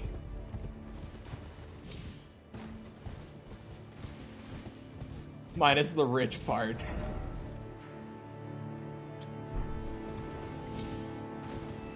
Damn, what a time to come in. You rich? Oh yeah. That's why we work 70, 80 hour weeks. Because I'm just so rich. I don't know what else to do. Exactly why. I would definitely be working 80-hour weeks if I had the money and didn't have to. I would be doing it anyway. That's not a lie. Trust me. People think content creators are rich? Well, I mean, okay, we're not rich, right? But let's be honest, and maybe, I feel like this is kind of a hot take. I haven't seen many people say similar things. I feel like we're overpaid. Considering what we do, I think we make more money than we should. I wouldn't say that we're rich, but I think that we are overpaid. Maybe a hot take. Right? People on Insta think you make bank. Don't let the haters get to you. You're rich because of this. That's so good, though. Because it's hard to make it.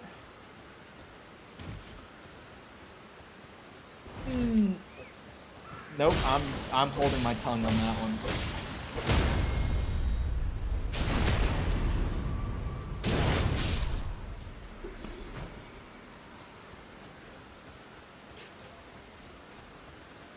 Trying to help you guys get there. I mean, even just being a viewer helps, you know? You know what, Cole? How's that $3 treating you? Look, you false. When I sent you that shorts thing, I sent you that. That was the beginning of my shorts wave, okay? That's all I'm saying. That's all I'm saying.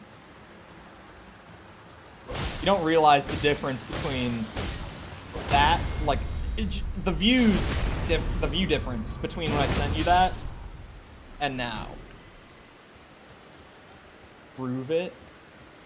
Man, my parents don't even know how much money I make. Despite really badly wanting to know. For some reason. It's like 2 McChickens? That's true. It's almost 3. It's almost 3.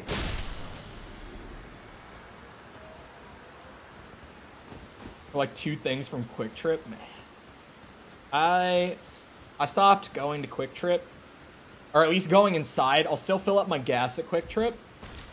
I stopped going out or inside because those bastards, and it's every Quick Trip around here. I don't know if they do the same thing in Wisconsin, but every Quick Trip in like Minneapolis area, swear to fucking God, they all put the donuts right in the front. Like as you walk in, they have the Glazers, the Dunkers, they're all just right there. Like, I can't walk by a box of Glazers or Dunkers and not pick up a box. Like, I can't do that. It's impossible. People who have Quick Trip near them know exactly what I'm talking about when I talk about their donuts. I'm not even a huge donut guy.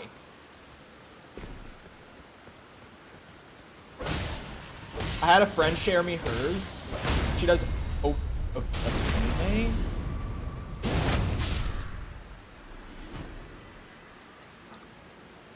Wait, was this the person you were talking with on Twitter yesterday? Yeah, it is. Yeah, it is. I also have more to bring to that discussion. She made $13 for a long form, 28K views. Yeah, there's a reason she didn't make much off of it. I've made more from significantly less. There's more factors going in. There's more going on there. I was looking at that because, similar to what you said, I'm nosy. I caught the interaction on Twitter and I was curious, so I was looking at it. There are 4 of them! Gerard, thank you for the sub. I still have to move the alert box even more. You guys and your long-ass names. I kid. Oh, wait, what alert box even is that? Huh?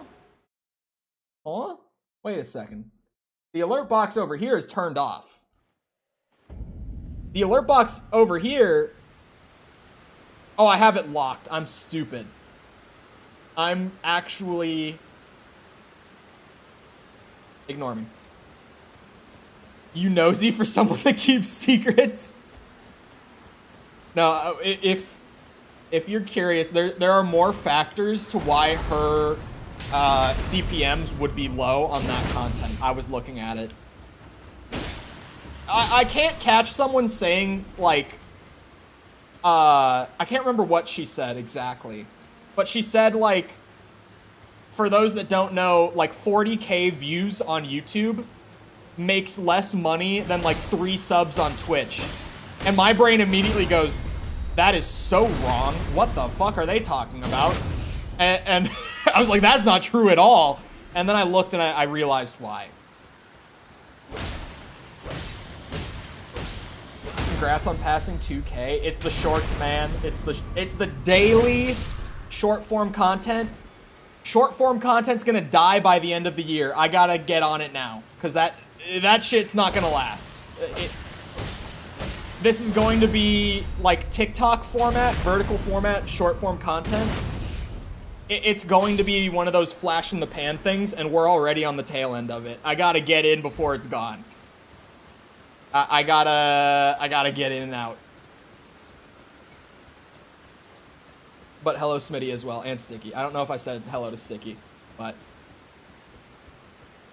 her account got demonetized for a bit because they saw her content as unoriginal. Boom, you found a reason. It's the straight up gameplay does not work. YouTube doesn't like that. YouTube wants nothing to do with that.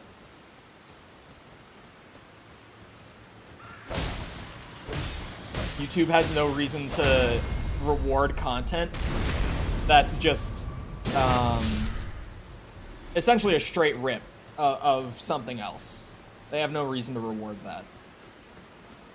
Because imagine a YouTube where like where the gaming section was like full of no commentary gameplays. Like there's a lot of it, but it's massively outweighed by original content. Imagine if it wasn't. And then looking at that from an advertiser perspective, why do you want to advertise on that kind of content? Especially sponsorships. Especially sponsorships.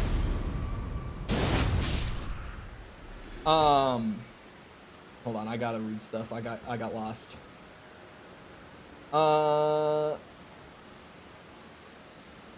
You keep timing your no-no words whenever I'm in the middle of dealing with bullymongs. I'm doing it intentionally. I uploaded the same video on both TikTok and Shorts. Shorts did better with over double the views that I did on TikTok. Oh man, you want to compare TikTok to Shorts? I got you, man. I've given up on even uploading my shit to TikTok. Like by comparison, it's fine. It was doing all right. But it genuinely, by comparison, got to the point where like the 5 minutes to do like the uploading and tagging work and all that just wasn't even worth it anymore. Like by comparison, I mean, of course. If I was doing TikTok as like a main thing, maybe. But compared to the time, like I could just spend more time doing the YouTube tagging and have like double down on it. And it works way better. I just post it, even if it does good or bad, takes 0 time. Yeah, my brain doesn't let me do that. Isn't TikTok getting banned in the US again? They're trying to. I honestly, very genuinely hope that bill does not go through, because it's a really shit bill. The bill, get this chat, for those that haven't like actually looked into the US TikTok ban, there is not, if you control F the entire document, there is not a single mention of TikTok. TikTok is not mentioned by name once in the entire thing. And there's no mention of ByteDance, TikTok's parent company. Also not mentioned a single time in the bill. It's not a bill about banning TikTok. The bill entirely reserves the right for the US government to ban foreign social media and digital media platforms on a whim, because they deem it as bannable or like a threat to security, whatever it might be. So it really is like, if that bill goes through, anything that's not US made digital media is highly at risk in that kind of landscape. It's a really shit bill. And maybe that's just because I'm so strongly like a free market guy, but I really don't like that. If it does, I will hire Sanchez to post for me. No, I don't think you realize. I think it's what, like 40% of TikTok's user base is in the US. I think it is. I could be wrong on that number, but last I saw it was somewhere around that. If it gets banned in the US, TikTok is effectively just gonna die out. Like, ByteDance will probably cut support for it, because imagine what losing 40% of your revenue in a day does to you. Like, as a company. Like, they'll probably just peace out at that point. Social media platforms already almost always operate at a loss. Imagine operating at a loss and then losing 40% of what you're making. You have no reason to continue.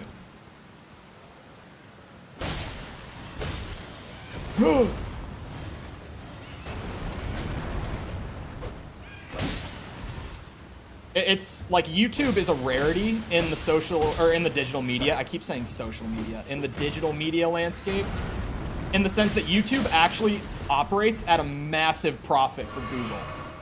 Like, YouTube makes bank for them. And that's insanely rare. Like, it's already rare to make profit on a digital media platform. The fact that YouTube makes back as much as it does for Google, it's one of the factors that makes me always say, like, out of all the digital media platforms, YouTube has to be the most secure one.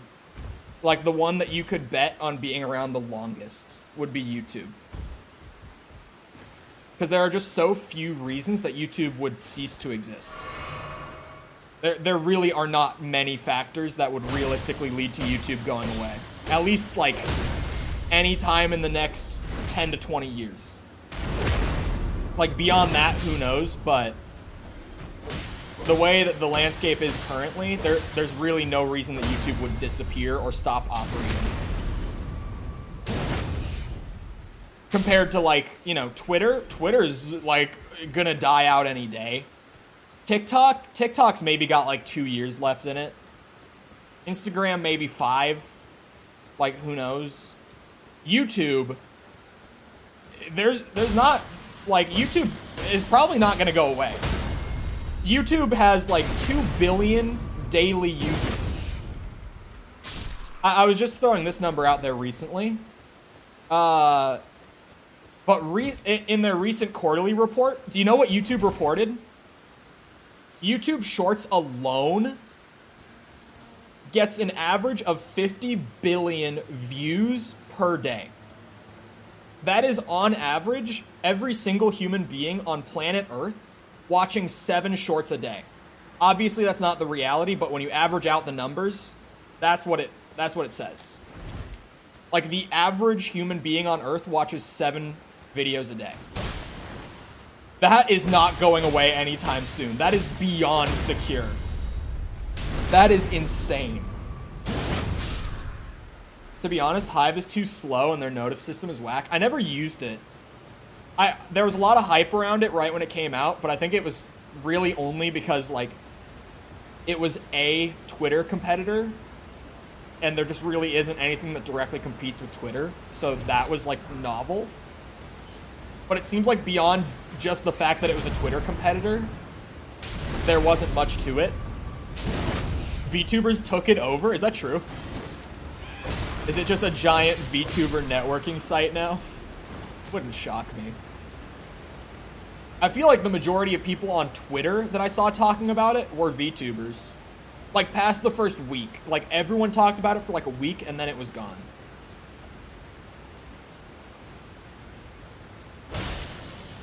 VTubers went to it to the point it was crashing. That's hilarious. It is, just not as spontaneously as people thought. Well, it had some pretty scary moments. It still is very much on the fence. Like, internally, Elon has been apparently pushing to make Twitter just a paid platform entirely. Like, if you don't pay for Twitter Blue, you just can't even use the app, is what Elon is trying to push for. He wants you to only even be able to access the app on paid membership. He's genuinely trying to push for that internally.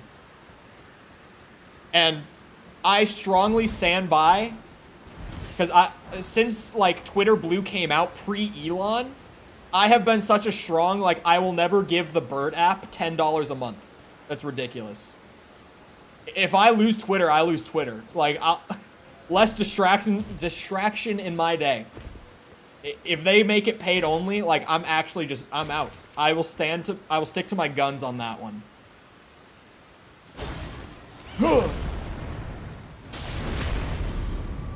You should convince Bear to stream on YouTube. Man, Bear isn't listening to me. I don't know. Like, Bear and I mean, we've known each other for what, like 4 years? Something like that, right? But I don't know if you've ever noticed the pattern. Regardless of what I try to convince Bear of, Bear does not listen. Like, at least not to me. I'm not the kind of person who's gonna sway Bear on his stances on anything. It has literally never happened. Ever. Although I might be trying to talk to Bear about something soon. Maybe. Possibly. $10 a month is too high. I bought it to see if it got me more reach. Findings? Findings? Question mark? Because they are about to do the thing where the For You tab is only going to show verified accounts. Like, even if you follow unverified accounts, they won't appear in the For You tab. That's a thing that's going to be coming out in, like, the next week or two, I think I heard. Read above? Oh. I paid for it to see if it worked. I got 2 hit tweets that went pretty far. Interesting. Interesting. I'm hitting up the good old rune farm because I don't want to go to Landell or Volcano Manor at level 60. I don't think I ever said out loud why I'm back here, but that's why. I don't want to go to either of those places at this level. And some people will be like, but it's so easy to. And it's like, well, yeah, but skill issue. Don't forget it. I have the biggest Soulsborne game skill issue. For someone who plays Soulsborne games and loves them as much as I do, I'm so shit at them. Like, I'm just not good at them. I got followers that transformed over to Twitch. What the hell? Decent investment then? Okay. Since we're talking about conversion, like converting people from one format to another and stuff, and False is here right now. False. Do you remember when I was saying that shorts weren't converting people to my streams, right? You remember when I was talking about this like 2 weeks ago or so? Maybe? I don't know. And you were like, I don't know. I don't think there's a problem. But I was also saying, one thing I have noticed is that question of the day votes have like quadrupled since I started doing shorts. Still true. Just the amount of people engaging with question of the day like quadrupled while streams stayed the exact same. I put up one community post, like thanking people for the growth and all that. And I also threw in, I stream every day. You know what happened literally the day after I said that? We've gotten like 3 new regulars within a day of posting that. Well, we've gotten like 3 regulars or so a day off of just that community post who now show up, who found the channel from the shorts. What about long form video? I haven't uploaded one. I cannot speak on that. I'm working on it, maybe. Possibly. I don't like any of my long form ideas right now. I'm not even having like writer's block. I'm just having the worst kind of like your own worst critic moment where I keep opening up my ideas list, which is like 50 videos long, by the way. My ideas list would intimidate most creators. And I read through every single one, and every single one I've been able to come up with a reason not to do it. Even though I wrote every single one of those down, like, enthusiastically. Like, oh yeah, I'm gonna do that. That's a great video. And that now I'm just, like, staring at my lists, and I can't pick one. Like, I don't think any of them are good anymore, all of a sudden. I don't know why. I think the shorts has added extra pressure to it. Because also some of them I think are good, but I'm like, why would someone who has found my channel through short form content care about this video? And that's been like the common denominator of like, this video sucks. I shouldn't do this right now. That's been like the most common reason, is just people who found my channel through shorts have no reason to care about this video.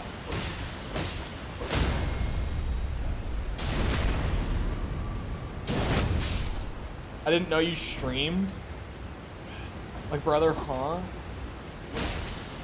You think I have a VTuber for the heck of it?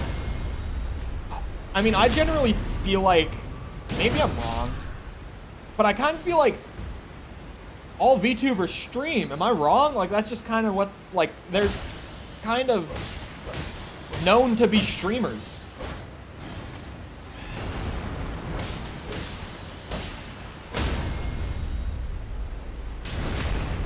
Like other creators. Ow, shit. It's like generic creators, right? It's like, yeah, you might only do short form, only do like long form, only do video essays, only do stream, like whatever. But I feel like VTubers traditional, like most commonly, stream as their main thing and do highlight videos from the streams. V-tweeters are very much a thing. I know of one that just does videos. Yeah, that's more what I was wondering about. Like, are there ones that only do, like, videos and don't stream? Especially, like, TikTok and stuff? They have a model and have made content a day in their life. That's kind of crazy, though, because models are expensive. A little expensive. It's a little crazy to have a model and just do Twitter.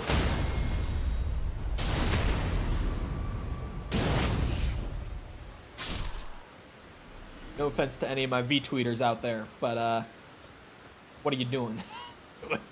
what was the big idea here? What's up with that?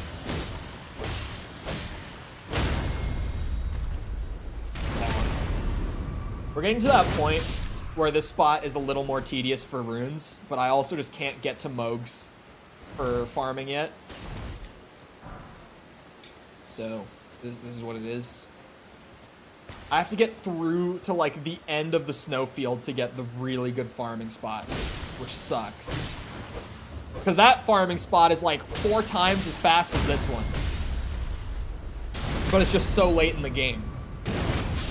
Or it's just pre-debut VTuber and it's been over 2 years. Look, not to be that guy, but I've noticed since following False, and this might just be like a Twitter-specific VTubing community problem. I feel like 9 times out of 10 that I see a VTuber that I'm not familiar with in my Twitter feed, it says pre-debut in their name. I'm just, you know, stating my observations here. It seems like there's more pre-debut VTubers than debuted VTubers. Just me? Possibly? It's like a YouTuber before the YouTube. But that just doesn't work. Oh, no, you know what it is? You know what it is? It's when you go to someone's Twitter that you open randomly because you found them through some interaction. Hear me out on this. There is a, like, generic creator equivalent of this. You open their Twitter and it says, like, YouTuber in their bio. And they have their website link to a YouTube channel. And the channel has, like, 2 subscribers and no videos uploaded. That's the equivalent. It's like that. I find those people so often. I run into them all over Twitter. They are everywhere. To the point where I put YouTube partner in my bio instead. Because I feel the need to differentiate myself in some way so that you know that, like, no, like, I actually do it. Like, I actually upload. I swear. I'm not one of those guys. I had the craziest run yesterday in Binding of Isaac. I have like 3 hours played of Isaac ever. And it's only the original one. It's a neat game, but it didn't click with me. Despite me really loving roguelikes. I don't know why. Like, I loved it for like those 3 hours, and then I kind of just felt like I was done. Like, I just kind of moved on all of a sudden. I don't know why. I just never really went back to play more of it. It didn't click with me. It's the best way for me to put it. Like, it did, but then all of a sudden I was just like, okay, it's out of my system. Highly recommend is Returnal. Returnal, I thought looked sweet, like, before it came out. Returnal just recently got put on PC, actually. Like, it just got a PC port within the last month. But they didn't advertise it at all, so I didn't even know that it was on Steam until, like, 5 days after it came out on Steam. They just didn't advertise that port one bit. I never saw a speck of advertising, and I'm in the know about upcoming games. Like, I keep up. I never knew until days after it came out.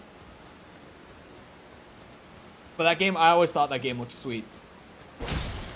Partner makes it sound more professional too. That's true. But like my Twitter DMs are, it's become a very recent thing, like within the last like month. My Twitter DMs are just flooded with NFT sponsorship offers. Like flooded. People joke about like GFX artists and shit like that on Twitter, like all the bots, or like the bots offering you like a job that DM you. For me, it's NFT sponsorships. Just left, right, and center. My whole, like if I go to my DMs on Twitter and open requests, it's like a wall of them. I hate it. I hate it. That's what having YouTube partner in my Twitter bio has gotten me so far. Since I put it in there, all it's gotten me is a absolute fuck ton of NFT offers. Web3 sponsorships. I just don't respond to any of them. I don't. I strongly considered, back when I first started getting them, every time I felt like this urge to just respond like absolutely not. I just wanted to be an ass for no reason. I have no idea why. Well, I have an idea why. It's because it's an NFT deal. But for some reason, I felt the need to just be like, no. Absolute never, ever in my life, no. Some of them I've looked into, and they're like actual scams, though. Like, I'm convinced that there isn't even a game behind it at all, and that it's just some weird-ass money sink or something. Like, so many of them, you can't even, like, find information on the game. Even when I'm talking with the people who are making the game, I can't get any sort of info about the game. It's so weird. I'm, like, convinced that the vast majority of them are scams. I got an email for a Raid Legends sponsors the other day. Like, I averaged 3.3 viewers. Everyone gets them. I wouldn't fall for it. Their sponsors are butt now. What? Are you shit-talking Raid? What's up with that, False? What's up with that, False? Why are you shit-talking Raid? I love the Raid. I love the team. I hate the game. The game is so boring. The game is actual, like, resident sleeper. But the team is so nice. The team, it's hands down the best sponsor I've ever worked with was Raid. No one was better than Raid. You get no money unless you reach your goals. I got my goals. I was talking about Stream Element. Oh. I wouldn't take any of the Stream Element sponsors. Like, God damn it. Sorry, Stream Elements. It's the damage is done. I'm not partnered with Stream Elements. I have a relationship with them. Like I have a guy at Stream Elements who I can reach out to if I ever need him or like anything like that. I used to be partnered with Stream Labs prior to all the shit that came out about them. NFTs are the... Spit on your NFT. If I could. It doesn't exist, but I would if I could. I spit on your iPhone screen.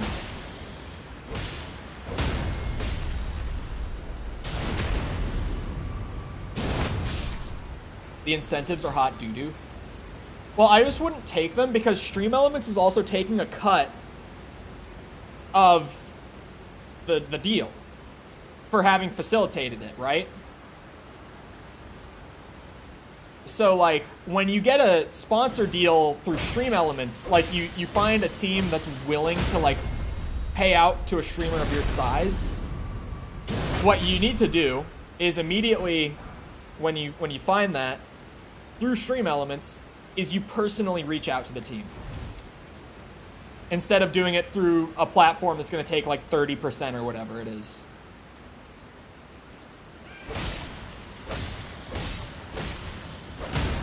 Was the F-bomb counter supposed to reset? No. But, the faction war scores reset at the beginning of stream 2, and I had to fix it. I had to go in and manually, put them back. Right at the beginning of stream, Jacob came in and tried to do it, and I had to... Fuck's sake. I had to, what's it? I had to fix it. I didn't even notice? Damn. Oh, no, you were... Never mind. It was probably before you were here. It was, like, literally as soon as I turned the stream on.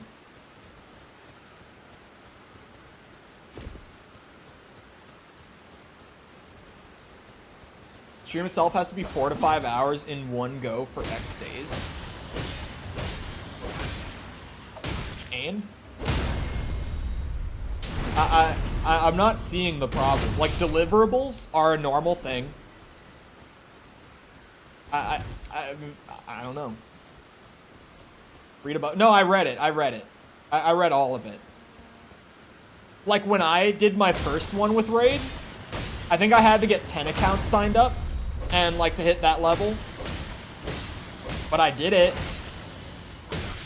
And I streamed the amount of time. Like, it's a really normal deal.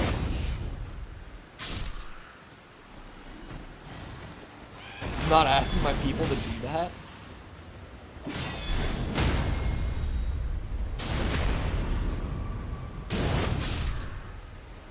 I would lose people over $200. I don't think... Would you? I didn't lose people over the fact that I did a raid sponsor. Actually, I did more than one. I worked with them a couple times back on Twitch. I never lost people over it.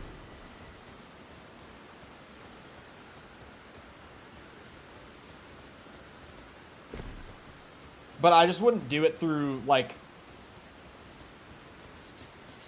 Yeah, I wouldn't do that sort of stuff through, like, a platform that tries to set you up with the sponsors, because they're taking a cut, and that's shitty.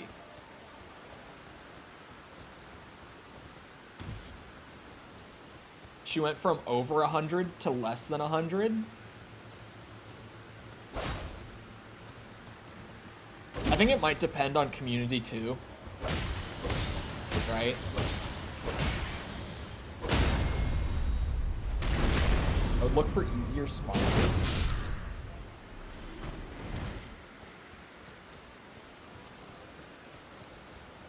Sorry, I'm trying not to speak too fast. You know, brain works slower than the mouth thing.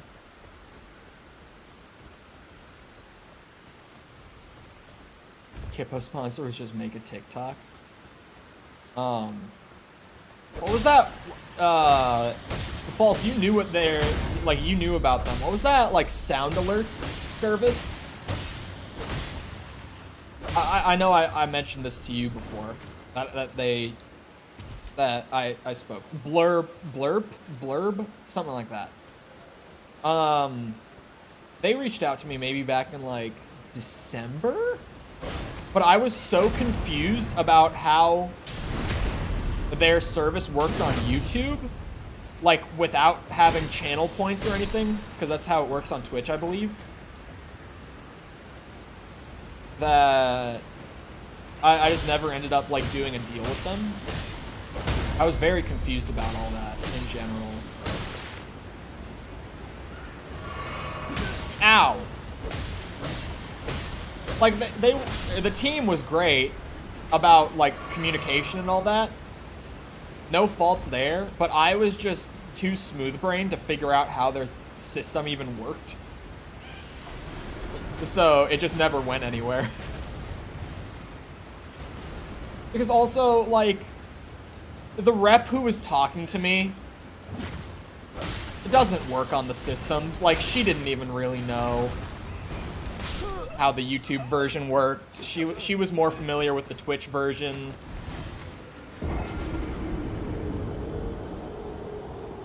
Channels need to grow and a sponsor helps. Okay. Sponsors don't help you grow. Sponsors are like you getting a little cash out from your growth. Is maybe a better way to put it.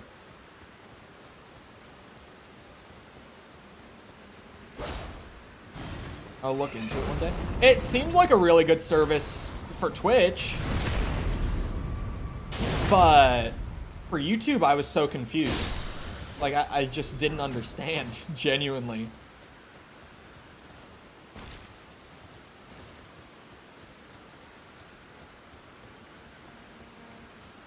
Why would they watch something that isn't fun? Like Raid? Sorry, Raid. Love you guys. Email me. I honestly don't know if I would do Raid again. I don't know if I could play the game again. Full honesty. You invest money in the channel grows. I wish it worked like that. I wish. If I could just, like, put money into equipment and channel grow, man, that would be the life. It would just be, it would be like venture capitalism, you know? You just put the money in and the money comes back and it's like, boom. Easy clap.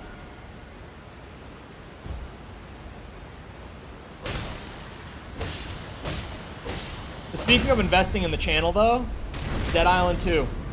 I'm ready. Bring it. Get me back on the 2 shorts a day grind for a bit. I absolutely will get back on the 2 shorts a day grind.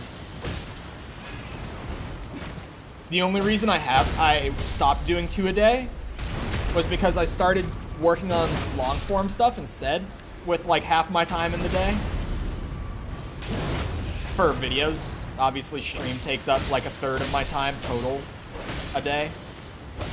But sorry, what's it? What was it? Oh yeah. That was an ADHD moment. I keep, it's been frustrating. I keep just settling on a video idea, getting like halfway on working on it, and then I decide that I don't like it. And I've done it like 4 times in the last 3 weeks. I've gotten like half the video done and then been like, no, I don't want to post this. And moved on to some other idea. Helping streamers would be so much easier. I think that you do, in a very tangible and real sense, get like a correlation between investment and growth in content creation. But the investment side isn't money, it's time. Like, the more time that you put in, the better you're going to do. Because, I've tried to word this and like explain it to friends who are not in the space. And the best way I can put it is like, there's always going to be those random times that the channel starts doing better for no reason. Like, you wouldn't have anticipated it to do as well as it did, but it does. Like, for me, the shorts recently, like, I for the longest time been like, yeah, shorts, kind of bogus, not really huge on that. But then all of a sudden it clicked, right?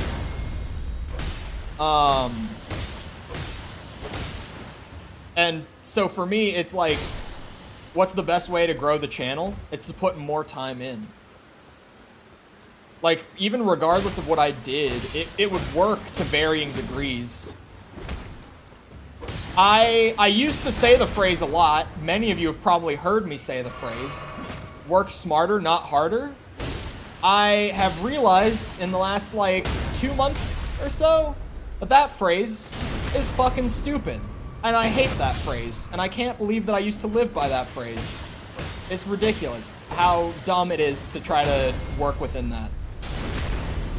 Hello, Moxie. You caught me on a rant. Buckle up. My new favorite phrase is work smarter and harder. It's not one or the other. Both. Both is good. Not while I'm playing one-handed, my friend. Don't do this to me now. Work smarter, not harder. I used to live by it. Now I realize that it's just stupid. And I hate it. I've been enlightened. I love the moments in creation where I'm like, oh shit, I actually like understand something now. Like in a way that I didn't before. Something I thought, most of the time it's something I thought I understood before that I actually didn't. Those are my favorite moments out of all this. It's the moments where I'm all of a sudden like, oh, I didn't actually get it before, but now I get it. Now it clicked. Like back in February, when I actually figured out how to make videos, like, well, balls procedure. Yes, balls procedure. Find someone to silently be in competition with? What are you trying to say here? What are you trying to say here? What do you mean by that? Ow! Shit! Ow, shit! Works great for my work. Content creators need sweat equity. Not really. Because, like, the best way to put it when you're a content creator is you are like an entire company, but you have to do all of it, right? So, work smarter is a great piece of advice. But there's also a very direct correlation between, like... Oh, I didn't even finish my thought earlier. About... Sorry. My brain don't work good. I didn't finish that. Now I need to retrace my steps. Give me a second. Brain go burr. Shit. What I was going to say earlier is, with like the shorts thing that I was saying, it's not necessarily you miss every shot you don't take. It's kind of that, but it's more, the more shots you take, the more you're gonna hit, if that makes sense. It's more that. Like, the more opportunities that you even jump at, the more you're gonna hit. Like, both work, but you miss every shot you don't take doesn't really get at the core of it, at least not the way that I look at it. It's more, the more shots you take, the more you're gonna hit. That's kind of the way I've seen it for a bit now. That's like the work smarter and harder. It's like, yeah, you can do things in a more efficient or like more well planned out way, but you need to also like still do a lot of the things, like commonly, frequently do the things.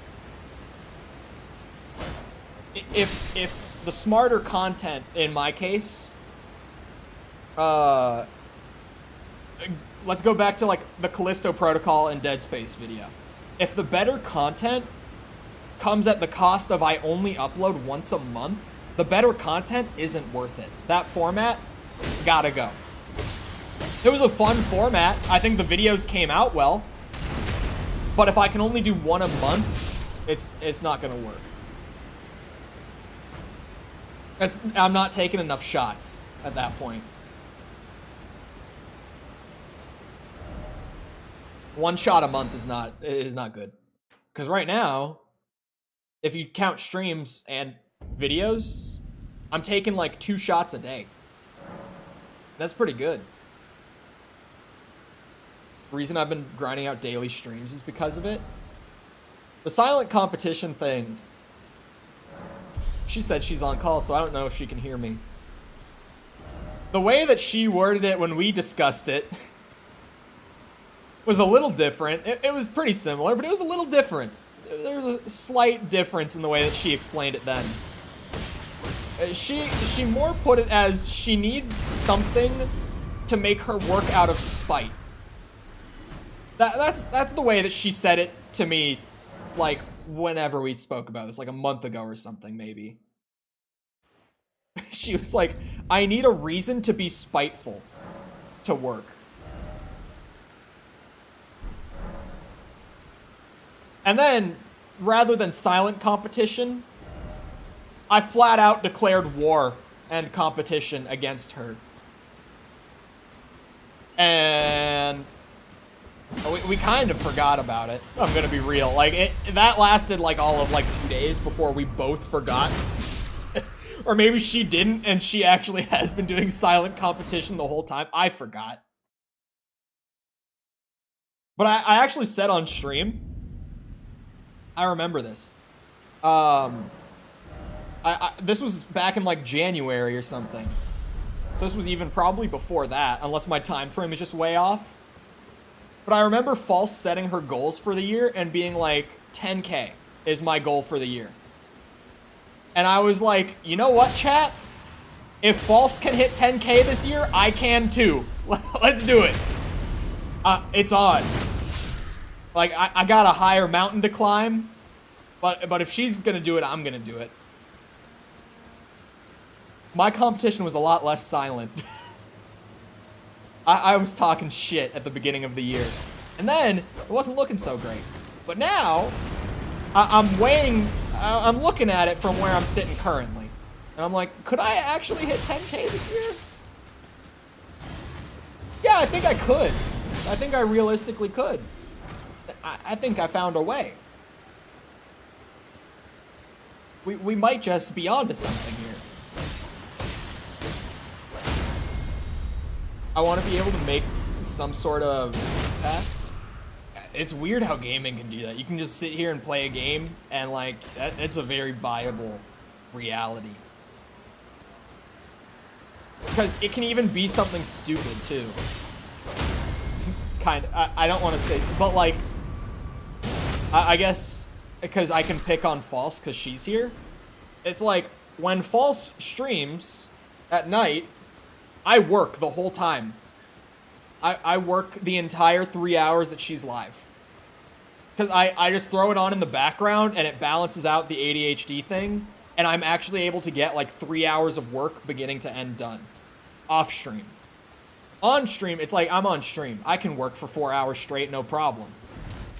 Off stream, the attention span is a problem. But it can even be something stupid like that. Now only I saw how little subscribers you got. Yeah, I've been getting a lot of people recently who are like, damn, why channel small? I'm like, I know, right? I mean, come on now. But, yeah, I've gotten that a lot recently from people who are only just finding the channel, who are like, oh wait, I thought this channel was bigger. I'm like, nope. No, it's not. But thanks, I guess.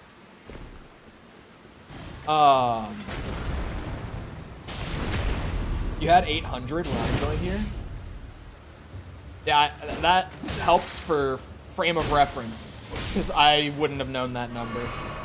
Like, I know the time frame roughly of when you got here. Actually, I might know pretty specifically. Not roughly, even. Because I think I started playing Hollow Knight literally on the 4th of July last year. If I'm correct. I could fact check myself on that pretty easily. But I actually remember, maybe I didn't start it on the 4th of July. But I remember on the 4th of July, like, being with friends that night after stream. We were out on the lake. Because, you know, Minnesota, holiday. Land of 10,000 lakes, we have 13,000 for the record. Hold on, I'm looking now. But I remember saying to a buddy of mine while I was on the lake with them, like, yeah, I started playing Hollow Knight, and I'm liking it. It's a fun game. Because he was asking, like, should I play it? And I was like, I don't know if you should play it. But I'm really liking it. I'm going way back. We gotta set it to 50. Did I just see a red dollar sign? Where was that? I did. Oh, it's Lego Star Wars. Okay. It's a copyright claim. Awesome. Got it. Spite as in I need to do better than that person. But I'm just saying, the way you said it was not so silent competition. It was spiteful. Hollow Knight. I started Hollow Knight on July 3rd of last year. And then I knew Cuphead came right after it. Cuphead started on July 6th. Sorry, I really wanted to look back at that and see, just because I thought I had the dates pretty in my head. I was very close. I was off by a day. I did also play Hollow Knight on the 4th of July last year. I played it both days in a row.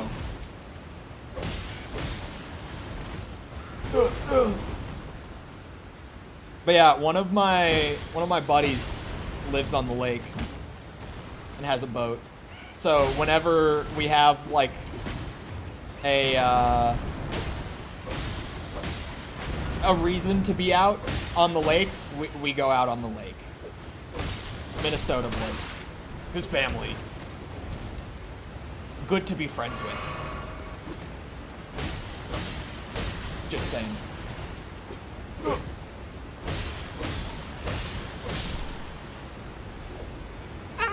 They have the biggest house I've ever seen in my life. It's so cool. It's such a cool house. It's so big, and it has so much cool shit in it. Sorry, I'm getting on a whole random thought train here about my buddy whose family is very well off. I was there for day one. I wouldn't have thought it was day one. Because normally with games like that, I know that Cuphead was like, Cuphead exploded on day one. But normally it's like more of a slow build with all the games that did well for me. Where day one never does great. But it'll start to pick up within the first few days. You've got lakes. I've got Lake Michigan. We have Superior. And 13,000 others. If we're doing this competition thing about lakes. We got some badass. But I guess you guys also have Superior. In all fairness. It was silent competition to the other person. They didn't know I spited them.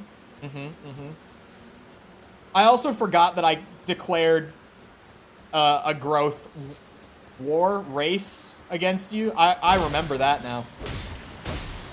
That's a good reminder. This conversation reminded me.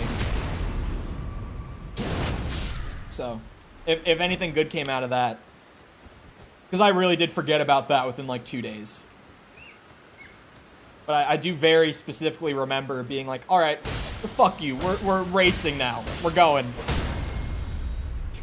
Because you were like, wah, I don't have a reason to grow. Wah. Baby mode. And I was like, all right, it's on. We go now.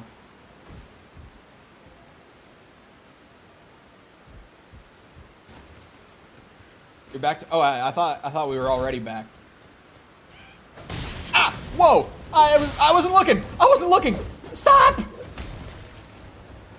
This is what I get for trying to farm and actually keep up with chat well. Cole not reining it in today.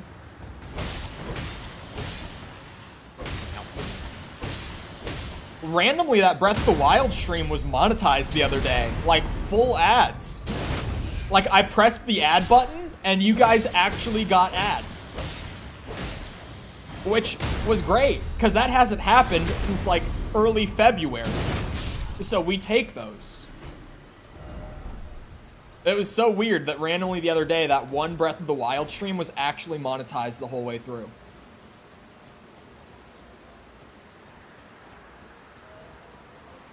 It was silent to the other person. I don't even think you mentioned, like, who the other person was. Oh, wait, yeah, you did. Never mind.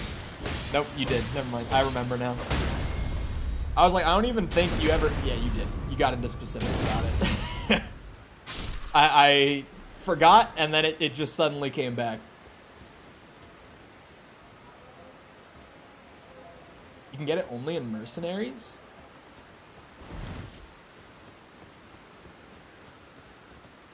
Oh, that's so weird. What the fuck?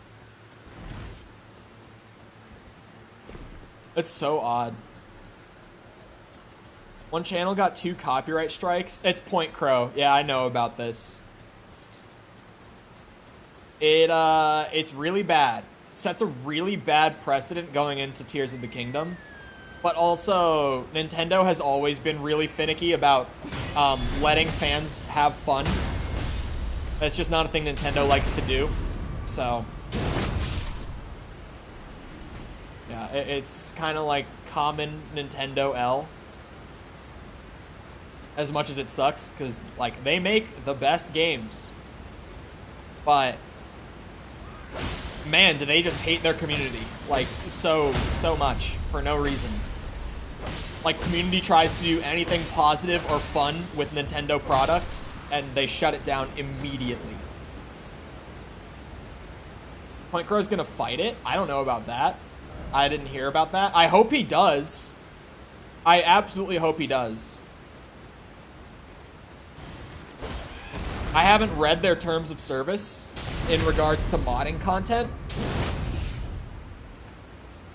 But, if I had to guess, like, I wouldn't think he would win. I wouldn't think he would win the court case. Again, I haven't read their terms of service and what it says about modifying content, but I honestly think he would probably lose. Like, they probably have the most bullshit, like, they probably have their bases covered with something like that. Because there's no way that you'd be, like, striking down content if you don't have your ass covered in the event that someone tries to, like, sue you over it, right? Because you start messing with someone's livelihood, and unless you have your bases covered, you're going to get sued. So they probably, like, in some public sense, have something that, like, in a clause, like a legal agreement,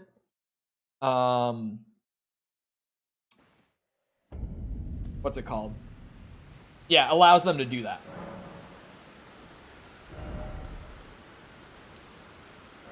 Which sucks, but, like, Nintendo being Nintendo. I'm a Mario boy, but even I see those L's. It's just like, why? I don't get it, man. At least they have no legal grounds to shut down Ship of Harkinian. At least there's that. Maybe somewhere in their terms of service. Yeah, they probably have some random clause in there about it. I would imagine. I'm not going to go read their whole terms of service. I'm not doing that. I'll read YouTube's entire terms of service. I've done it. I haven't done it in like a year, but I have done it. But like just Nintendo games, oh my god, in specific, I don't want to read all that. I don't want to read all that. I probably should read YouTube's again. It's been a while and they change a lot. But god, it's just so, it's so long. It really is so long. It's worth it. It's good to have that info, but oof, it's a lot. Yeah. Ooh, God, I do it so much. I keep thinking that my range is better than it is with that heavy. Money sharing info. That was very funny. I don't remember what YouTube's was in regards to that, but I'm not like out here eagerly wishing that I could just like pull up my revenue tab on stream. It's not something that bothers me whether I can or can't do it because I just don't want to either way. I have no interest in that.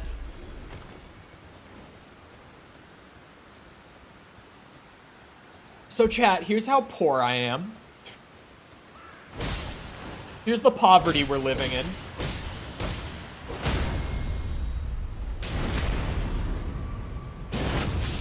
I wanted to just be right about the person that told me it was against TOS. Yeah.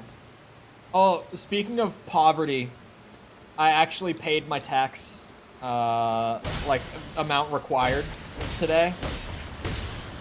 That sucked. But I owed nothing in state tax this year, so that was pog. I only owed federal tax this year. Thank you, accountant. How the hell did you have to pay? Gonna...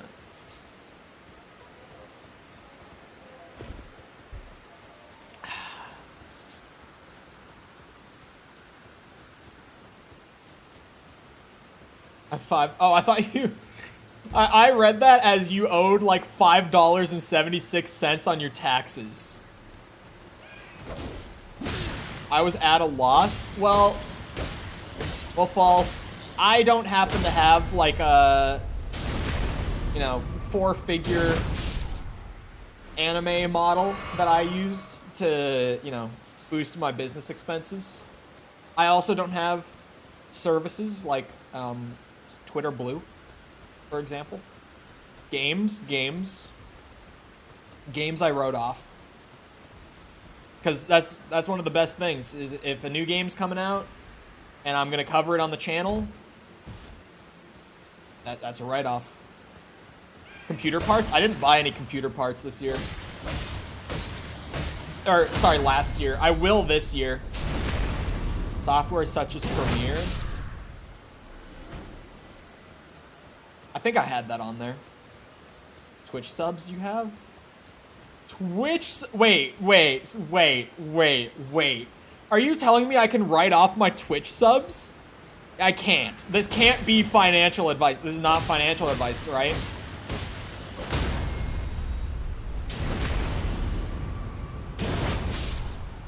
I'm getting 160-ish back? Oh, that's pretty sweet. I'm not getting shit back. My lady said you can? I don't think I have any Twitch subs that I paid for, but that's kind of wild to know. Because in the past, I've always been like, there's no reason to sub to my friends on Twitch. Because, like, if let's say I sub to False, and False gets a membership on my channel, both of us are just at a loss on that. Because, like, a percentage of it goes to Twitch, a percentage of it goes to Google, like, whatever. So, like, there's no reason for us to do it. Because at that point, like, I might as well just PayPal her $5, and she PayPals me $5, and, like, we'd make more money doing that. There's no reason. They say your name, it's a literal advertisement. Brother, I'll pay for your sub. I have, like, a 4-month sub in False's chat. I've never paid for it. People probably see it from my chat and are like, oh, he's a sub. What a good friend. I didn't pay for that shit. I've gotten it from, like, Light or Cheems or whoever else, like, each month. I think I got one from Sanchez, maybe, once? I don't know. I don't remember. But, yeah, I have, like, a 4-month sub in False's chat. I've never paid for it. The beauty of Twitch. Light beat me to it last month. It's on site too at this point. Like, every time I appear in that chat without a sub, it all of a sudden, whoop, I get it. It's wild. Ever since the first time, like, I was in there for a while without a sub, and I was just chilling with, like, follower emotes. But then, once I got the first one gifted, just from, like, one of the bigger waves of gifted subs, ever since. He paid for my false sub. The beauty of Twitch economy. And speaking of subs, Beardathon. I did settle on a number. People might not like it, considering what the original number was for subs, but I settled on it, going off of hard facts and data. I found a reasonable number for subscribers affecting the Beardathon timer, and I will start applying it as such. And also, I'm gonna go on the whole plug. If you don't know, I had to clean shave my beard off the other day. That's why we look like this. Shit. Oh, I didn't die.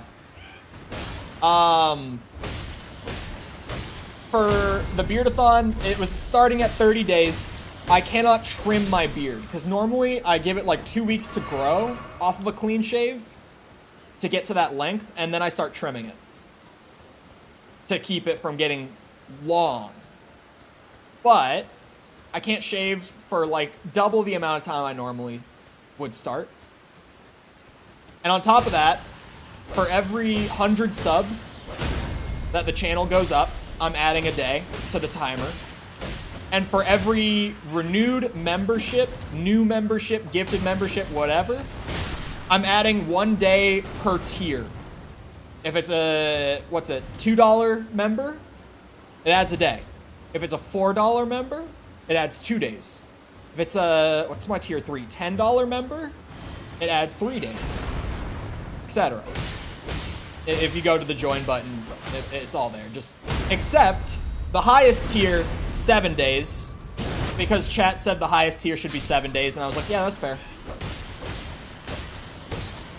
If you do exclamation point beardathon, one word, beardathon, exactly how you think it would be spelled, you can see the current date that I cannot shave until. I'm gonna add like the amount of days to it too, but there it is. As of right now, with the way it's been going, I can't shave the beard until May 15th. And like I said earlier today, it's a long ass time, man. Like Tears of the Kingdom, we're gonna be playing Tears of the Kingdom by then. And I'm not gonna be able to shave my beard.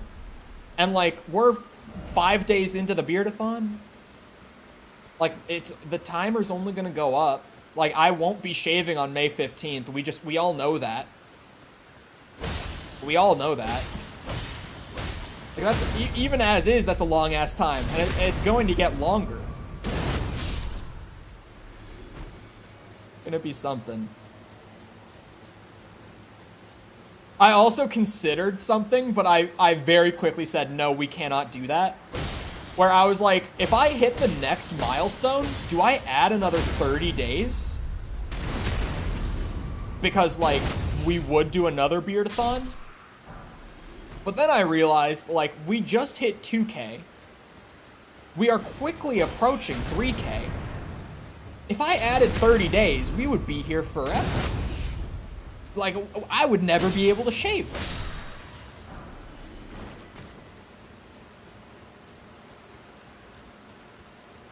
Hold on, what? Who false? Who false? Ah, shit! I think a previous message got blocked. Because I know you ain't talking about me. Because most of the time when he streams, I'm live anyway. Kaz, there we go. What about Kaz? What about him? Kazinga. I love when he popped up in your chat the other night and I called him Kazinga and he just said stop. That was all he said back. Just one word, stop. I said we sub to one another. Oh, only for the number.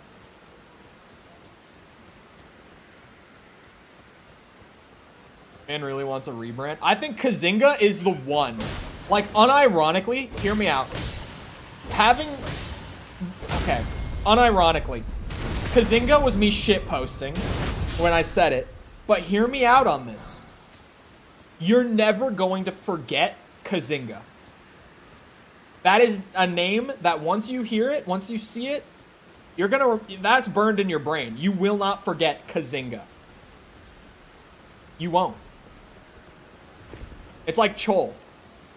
Like, once you see Chole, it's in there. Chole. Like, Chole is a name that you are not going to forget. Now, do I appear in YouTube search? Absolutely not. But will you remember it? Yes. Yes, you will. Poobers need more PR. I could work on Poober branding. Don't you mean Chloe? Yeah. I love how many people misread it as Chloe.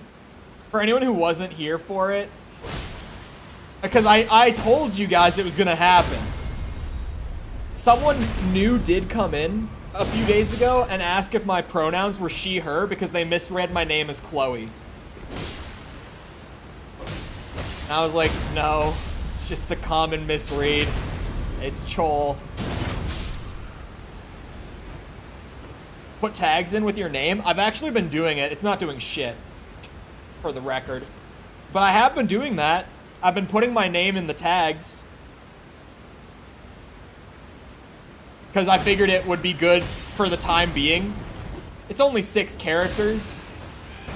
And while I normally wouldn't put my name in the tags before, since search is currently a problem for the rebrand, since I changed the name, I figured I would just do it until the channel started like appearing in search as like an actual result.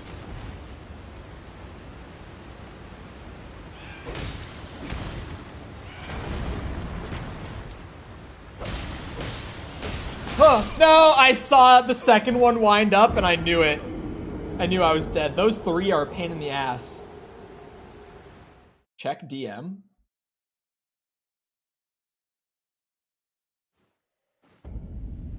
Yeah, if you flip it to channels, I'll show up. I mean, like, if you just search. If you just search Chole, like, what's in the feed, right there. That's the important thing. If you have to use a filter, it's not good. It's not good. But False, do this now. Search my old name. Check this out. You aren't ready for this one. I'll show you 2 things. Search my old name on YouTube is the first thing. Look what comes up.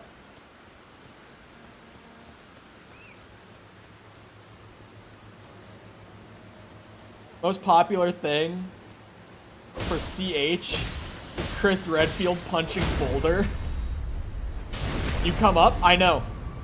You know why that is? False? It's because in YouTube search, they haven't updated my name yet. Like, properly. They haven't flipped it over. Now, if you're not convinced off of that, False, go to Social Blade and type in Chole and hit enter. And then try typing in not Cole Draculich and hit enter. Because Social Blade just uses the YouTube API to pull up results. If you type in Chole on Social Blade, you will not get my channel. But if you type in not Cole Draculich, it will pull up my channel. Because the YouTube API hasn't updated my name change yet. Weeks later.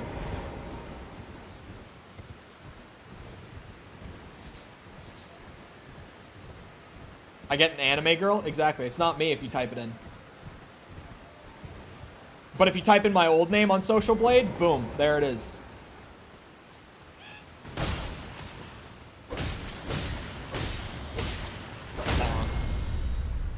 Chomp. Whoa, camera! This farm. I'm trying to get up to like... Oh, God, I even just want to get up to like 70. Yeah, you'll get a lot of just random shit that isn't me when you put in Chole. Especially food recipes for curry. Because apparently there's a specific kind of curry that's also called Chole. So now if I ever want to do a cooking special, I know exactly what I'm doing. I'm making Chole. Because what else would I do? It only is right. For the possibility of a cooking special down the line. I was about to suggest a cooking special. It's funny. It's just funny that like my nickname from high school also happens to be like a traditional curry dish. Breakfast burritos meal prep. Bro, I made some breakfast burritos this morning. I didn't eat any yet. It was after I had breakfast. But it was like before stream when I say this morning. I did make a bunch. I made like 15, I think. But I was making the sriracha mayo for it, whipping that up, and then because I was out, I make my own, and then I look over at like the little squeeze bottle that I normally have it in, and it's like this very light orangish color, and then I look down at the bowl that I just mixed, and it's like a dark orange, and I'm like, oh, I made this one angry. I've done more than one depth command today. Have you though? So yeah, those burritos are gonna kick a little harder than they have in the past, but it's also only sriracha, so it probably won't be that bad. Considering that I recently redeveloped my Takis addiction from back in high school, I think the sriracha mayo should be fine. Sriracha shouldn't be a problem for me right now. I downed like half a bag of Takis the other day, so I should be fine.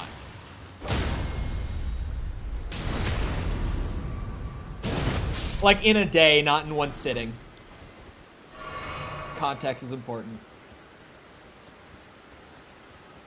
I have the bag in my desk. I have a bag of Takis. It's a Fiesta size bag. I ate like 10 servings of Takis the other day, or something like that. I don't know how many. A lot. Too many. But I can't stop. It's the chili lime flavor, man. It's so good. Like, that shit's delicious. I can't stop myself once I start. I think I might just go to Landell. I might just say screw it at this point. Oh my god, I don't want to fight all 4 of you. Where is it? Oh god. Is that taco? No, Taki. T-A-K-I. Oh, that's not the right item. Oh god. Ah! Shit. Huh. Ow. These things suck ass. Takis are so gas. I know a couple of people who are like, I don't really like Takis. Takis are kind of mid. No, that's crazy of you. It's the lime, man. There's something about, it's also the sodium, but tacos are Takis. Tacos. But Takis slap. What's a Taki? It's like a little corn chip. It's like a twisted corn chip, like genuine. It's like a little curl. That is just like coated, and I mean like heavily coated in like chili lime powder. And they're so good. They're so good. Cole loses weight and instantly goes back to fat boy shenanigans. Well, the thing is, I can now eat like... Okay, no, let me rewind. The thing is, I'm now pretty much at like my target weight. Not exactly at it, but like I'm very close, so I can kind of chill for the time being. At least a little bit. Like I'm within like 5 pounds of my target at this point. So, I've also found all these meals that I enjoy and that I commonly make, like the breakfast burritos, that are super lean, that even now that I'm not, like, I guess dieting, if you want to call it that, even though I wouldn't say that it's really that, I still want to eat those meals because they're delicious. I just happened to find like really good meals that are also lean. It didn't even really feel like I was going out of my way to eat good because the meals were just tasty, right? And now, even that I'm pretty much like chilling, because as long as I just make reasonable decisions consistently, I'm fine on the weight, right?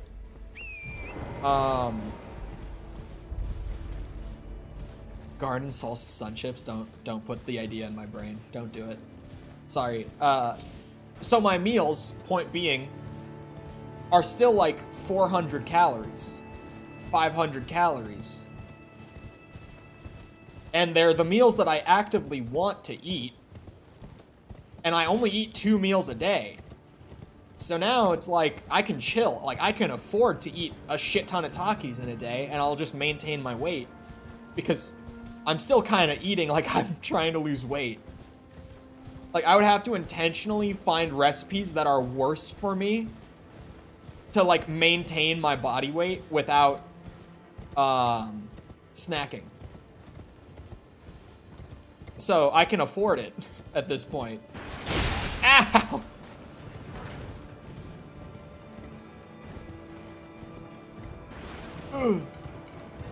Like, one of my favorites, it's a little higher in the calorie count, but like a homemade pizza, like from scratch, like I make the dough and everything.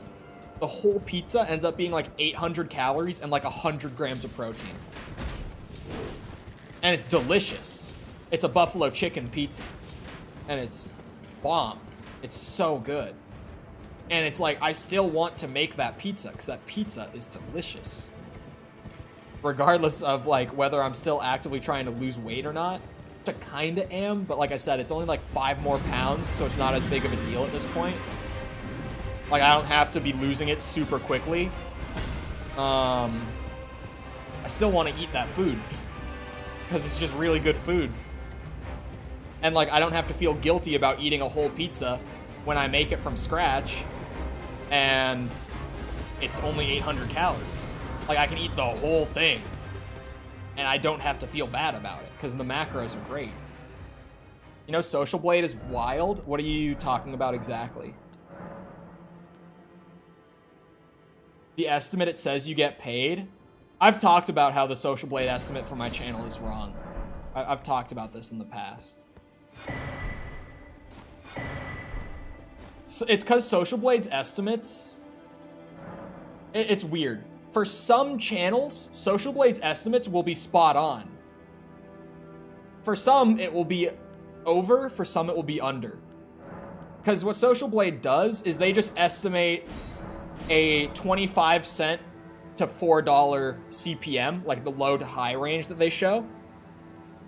The low range is if they make a 25 cent CPM. The high range is if they make a $4 CPM. I don't even know what my average CPM is on the channel. Like, right now, I don't know what it is. It said I made $60. If you were monetized, it estimates that you would make $60. It's not saying you did. But because your channel is over 1,000 subs, Social Blade is going to assume that you're monetized and display that sort of stuff. Where's my CPM? I'm not going to say my CPM out loud. But now I just want to know. Where do they show it again? Shit, how do I see? Oh, there it is. I was like, how do I see the channel-wide average? Here. Pink cat. There. I only send her the CPM because it's educational. You guys don't get to know. For her, it's education. Oh wait, I have a sacred tier? Since when? Hello? Hold on, I didn't use that thing? Well, I gotta catch up on chat in a second. There we go.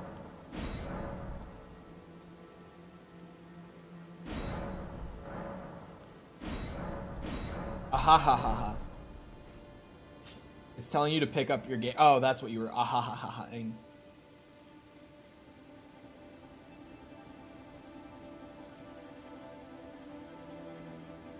Someone claimed? Yeah, there you go. Buffalo pizza's pretty fire. Bro, that buffalo chicken pizza, I'm telling you, it's so good. Like I said, I don't have to feel bad about eating it because the stuff that's in it is good. Oh, Jessica asked if I make the pizza base. Yeah, it's kind of a mess, but it's kind of worth it. Because that's... The fact that I make the base is why the calories are so much lower than a normal pizza. Like, If I didn't make the base, that whole pizza would not be only 800 calories. I enjoy educational, thank you. Yeah, I don't know where my CPM stands in the grand scheme of things. I know that it's high for a gaming channel.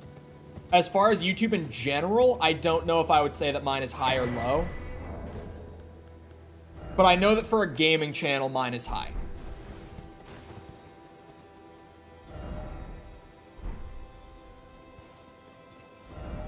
Oh, chat, any Elden gamers, what's some good heavy boy armor to go look for? I don't even know who I could compare to yours, or who I could compare yours to. The thing is, you can't know CPM without having someone's analytics. Like, there's no platform out there that can tell you someone's CPM on, like, the public end. You genuinely have to know the person to get their CPM, or to know it. I get one highlighted message a month. That shit is crazy. Best incentive to become a member of Cole's channel. If you're not, you don't have to, but I highly... Thank you, Cheems. Is that a renewed member? Is that why you got the highlighted message? I think that's a renewal. That the time frame adds up.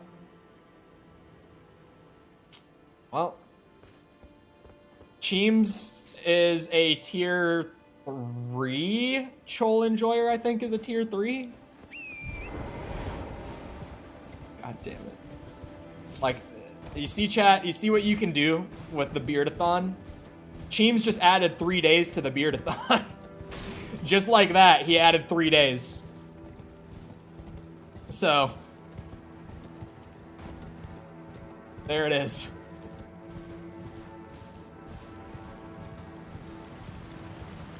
Ick? Oh.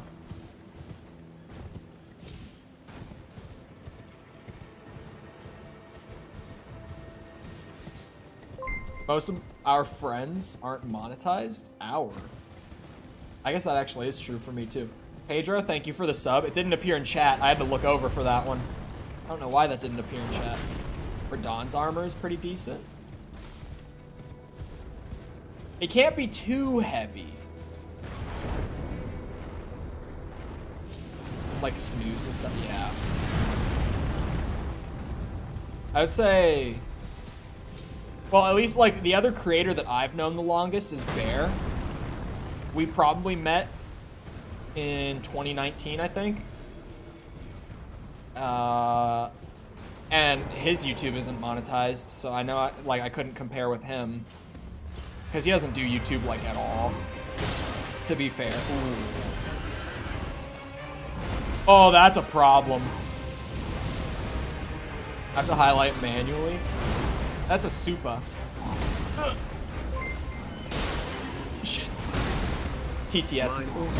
so I have to highlight manually. I forget TTS will do my job for me. Wow, I tanked it. Thank you, man.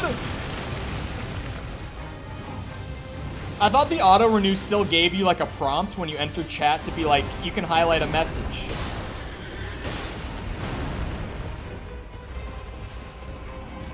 No, see, for anyone who doesn't know why I said that's a problem, I feel like most people probably spotted it. It was not subtle. It's my damage with this sword. Oh no, Finn is a tier 3 too! You guys, okay, wait, slow down. We might need to renegotiate some things here. Okay, so far, in the last 3 hours, the Beardathon has gotten extended by a full week. We might need to renegotiate some things here. We might need to talk about this a little bit. Oh, shit. Man's gonna be Santa? Bro, I don't even know how long it's gonna get. I've never gone that long without, like, trimming my beard. Is heavy, but you can switch out some lighter gauntlets and stuff? Okay. Hope you don't have any meetings in the future? Meetings? Oh, because of the beard? Bro, like... I'm going to be seeing people who I have not seen... Bro, my grandma is moving to Minnesota, like, in May at some point in time. And I'm gonna have to, like, help move her in and stuff. Oh, God. Her eyesight is good, too. Like, she's not even, like, blind because of her age or anything. Like, her eyesight is pretty solid, man. Ugh. I'm gonna be hot and itchy. Bro, I don't know what I'm gonna be. The other day here in Minnesota, it was like 90 degrees. Like, genuinely, we got up to, like, I think it was 89. But, like, yesterday, it was like 20 degrees, and it snowed. And, like, today, it's like 50 degrees. Minnesota weather in the spring be wild. It doesn't know what it wants to be. But yeah, also, I do have, like, beard, like, oil and stuff. Like, beard balm. That sort of stuff to take care of it. So it shouldn't get itchy. But it will definitely be unruly. You can't negotiate in the middle of the deal. Brother. Slow down now. Okay? Hold on. You know what I'm going to need to do here? Is I'm going to need to go and upgrade my sword. Clearly. Sculpting wax and design it? Absolutely not. No, that's not happening. Let's go get some runes. I'll need, like, what? Maybe 5,000 should cut it. And then, we will go from there. I forgot that I was supposed to figure out a way for supers to affect the Beardathon too. I kind of forgot about that. Because I would say on stream, supers are probably, maybe across the entire channel, I would say supers are probably like the least common form of monetization for me other than sales, but that's just because I don't sell you guys random shit through my YouTube channel. So,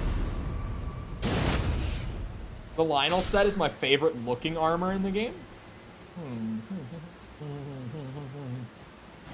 I'll get you a beard straightener. Oh, yeah. You should grow out your hair as well. My hair's already, like, getting longer. I don't know about that. I don't know about that one. Are you not entertained? Is the beard not enough? Is it not enough? Emo, bushy, Chole. Like in the profile picture. In my profile picture, I'm how old? Gotta think. Give me a second. I am 15 years old in that picture. I look the exact same. I'm 15 in that picture. 6 years later, like, my face hasn't changed. It's narrower, but that's just because I lost weight. I was like 210 pounds in that picture. Like, of course my face is narrower. But alright, Moxie, we'll see you around. Have a good rest of your day. Or night. Night. Don't anyone let him renegotiate the Beardathon term. I can drive over to Minnesota. I have an unused beard care set. Outside of a beard straightener, I'm pretty good. I could get a straightener. That's not a problem.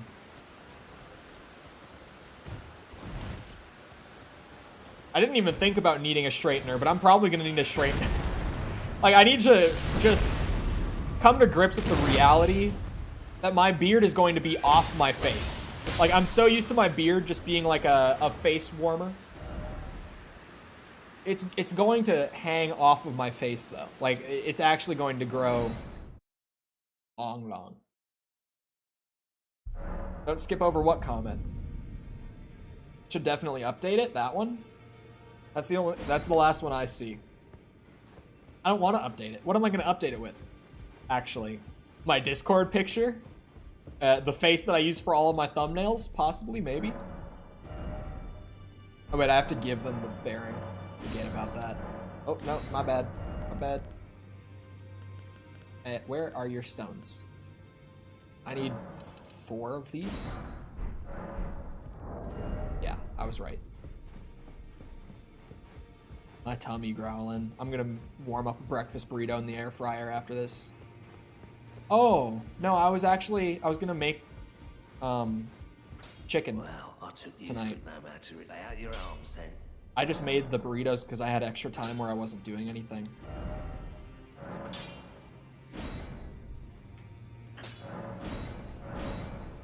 Maybe I'll make a burrito still. How much to make you update it? What? How much to make you update it to when you have a beard before you shave it? How much to make you update it? You have a beard before you shave it. Yeah, no, I got nothing on that one. I can't interpret that.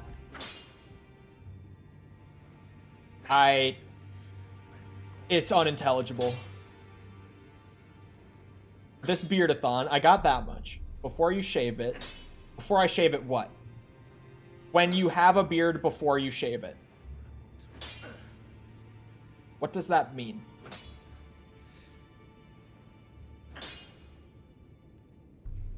Oh. Update it to with the beard? Oh. No. Hell no. Sorry, Elden Ring. Smithing stone bell bearings. I need to find the next one so that I can actually upgrade my shit. That's what I was gonna Google. I couldn't think of it. Where is this bell bearing? It is in the sealed tunnel. Wherever the hell that is. Is that gonna be an Altus Plateau? Please be an Altus Plateau. It is! Let's go. Looks like it's in that cave. Okay. Oh, I don't have the map for here. Where is the map for here? Where the hell is the map for here? What? How much money would it take to update your profile picture? Update the profile picture daily to show the beard. Oh, the map is here. Update the PFP daily to show the beard progress. You see what I mean when I say that I forget the TTS is just gonna do my job for me and I don't actually have to read those ones out loud? See what I mean? Now you get it. Thank you for the 2, Cheems. Also, thank you for the 2, Finn earlier, and the membership from Finn earlier, the tier 3, 7 months. I forgot to say that because of the sheer panic that set in about my beard. I was distracted at the time. I was distracted then. And I didn't say the streamer thing. I think there might be a tier up here. I don't know. Oh, it looks like there is. Yeah, that's a tier. And a cookbook for that crafting kit. Oh wait, no, that's not shit. Every time, I do it every playthrough. Don't I, chat? Every single playthrough of this game, I ride up here like, seed, and then it's the fucking golden seal. Every time. There are churches in Altus that I have not gone to. We should actually probably do that before I get the bell bearing. Because, like, there's this one here. Where else are they? I know there's a couple. I think there's 3 in Altus. Right? Oh, that one. That's a church, for sure. It's not up here, is it? No.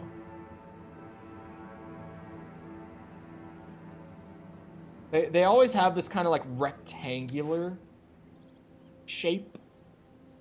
Well, I know those 2. Someone else might shout something at me while I'm working on those. Updating the beard profile, or sorry, updating the profile picture daily for beard progress would be wild.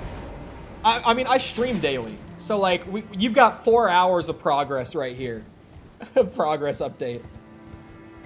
Do we spam chat to get it off? You can. I feel like we're probably fine today, but if you want to spam emotes. Oh, speaking of emotes, members, I added Easy as a member emote.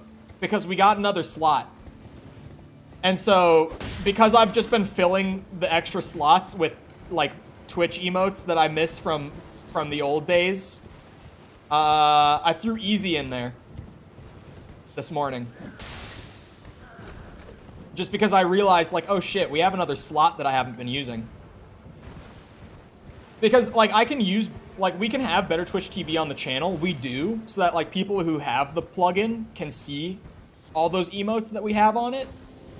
But it isn't, like, in the emote menu, and it won't show the emote on my on-screen chat using Better Twitch TV. So, when I've just had extra emote slots that I'm, like, lacking an original emote for, like Jessica just cat jammed, no one's gonna see that except for, like, a handful of people. To most people, that will just read as text if you're not using Better Twitch TV.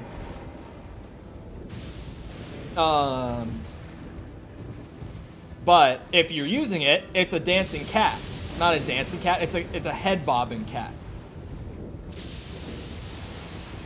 So, like, it's that thing where if there's emotes that we would use on Better Twitch TV and I have a spare slot, I just throw in a Better Twitch TV emote so that it's, like, actually natively on the channel.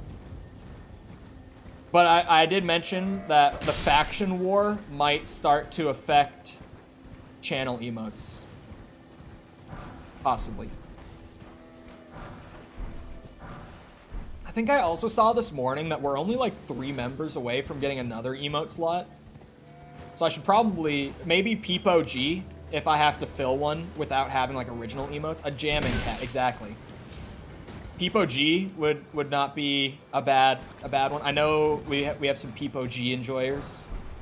Which, if you don't know emotes by name, it's the one of the Pepe with the glasses on who's like taking notes down on a piece of paper. That's Peepo G. Falls should claim for vampires. It is a little weird to ask to be put on the vampires. And then, you know. Anyway, none of my business. I don't. Not my problem. She joined us but doesn't want to contribute. Oh my god, that's a long jump no matter what. You know what? Let's just travel there. I think that'll work. Being begged to join the other group then was forced. Forced my ass. You said vampires. And I was like, I got you. Forced my ass.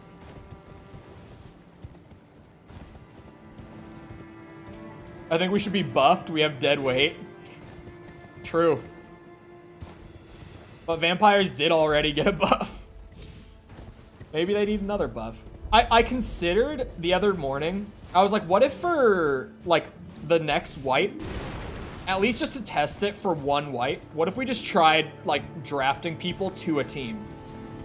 Like, you pretty much just say, I want to be put on a team, but then we would, like, evenly distribute people at random.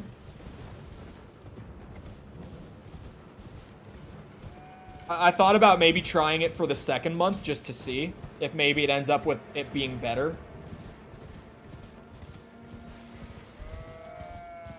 Because, like, there is a fun element to the fact that, like, you can recruit people to your team since everyone joins the team they want to. But Mikkel and Bird found a way to immediately break the balance by recruiting everyone to Ghosts on day 1. Like, they got all of the regulars who are showing up at the time to join Ghosts. Like, on day 1. Did I see the new Zelda trailer? I am not going to watch it. Because I was like, I don't want it to spoil, like, cool stuff that would be cool. Like, stuff that would be better to react to completely blindly in-game. What is happening with my voice? Am I going to lose my voice after today? Because it seems like it. That's like the 3rd voice crack I've had today, and I don't commonly have voice cracks. I think I might lose my voice. It's all that voiceover work I've been doing, you know, off stream. Oh, shit! I live! I should have, wait, no, I don't? What the, what?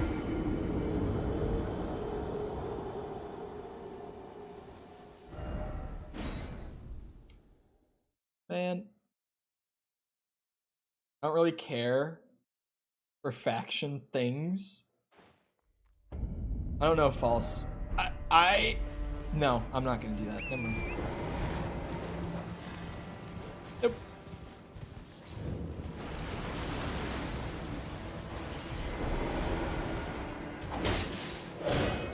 Take me off of it if you need. No, you have joined a team. You are a member of this team. Oh god. I'm gonna kill him. No, what the hell? When are we getting ultimates? I've been trying to think about how to do it. I didn't even join sports in school. Like none. None.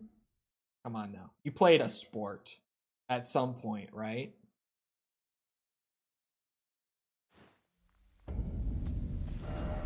At some point you did. Have to have. I won't believe if you didn't. I really wish that we had channel points on YouTube. It would make the faction war stuff so much better. It would make it so that it's all like built into the platform instead of needing to use like the chat bot and just flooding chat constantly. It would give me a lot more freedom in terms of what I could do with it. You don't know about second puberty? Bro, I kind of need it after the vocal hemorrhage. I like my voice. Like, it's fine. It's just not as nice as it used to be.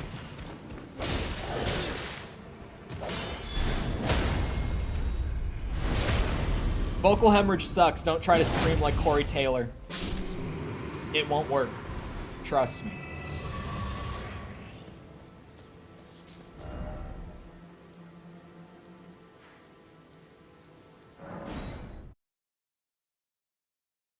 I've infected you with my puberty 2 electric boogaloo. I do remember you mentioning that at one point. The second puberty. Oh, I wasn't gonna go fight the guy. I was gonna go back to that cave. I could probably go from here, right? I could probably get down to like that waterway from here, I think. Yeah, I think I could get down there. Vampires can leech points off of other teams. Goblins can do big point damage. Ghosts can stop existing. This seems balanced. Yes. Yes. This seems like it would work. That's not what I was looking for. That's a no. Wait, is there a seed there? Oh my god. You know, I'm really good at this whole exploration thing here in Elden gaming. Because the buffs have been totally balanced so far. Look, in terms of like team equality, sure, maybe they haven't been. But the buffs are only... Like, the buffs only happen because... Oh, God. See, I thought I would be able to jump into it. I thought we would go a little further. Anyway. The buffs only happen for the sake of balance. To try to bring the teams more in balance.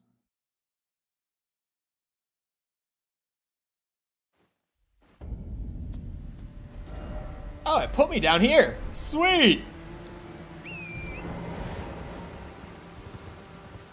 That worked out. I got down here anyway. Hey, we take those. We take those. A death actually leading to exactly what I want? Sure thing. I don't mind. Hello, I'm here for my bell bearing. Oh, isn't this the one? Yeah, this is the hidden walls one. This is gonna suck. Let's see if I can remember how to do it. I have multiple Discord pings. Oh, it's from false. From me sending the educational information earlier.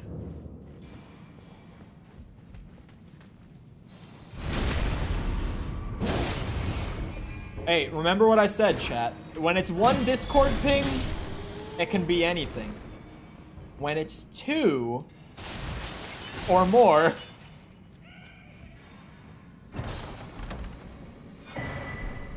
Oh wait, that's just the second one? Wait, I thought I had to like go to the end.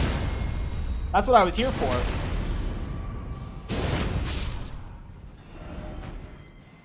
Well then, I'm done here. Sweet. Going. Imagine the amount of points we'd get in XCOM streams if deaths gave us points. If deaths... I don't know what you mean by that exactly. I hate it here.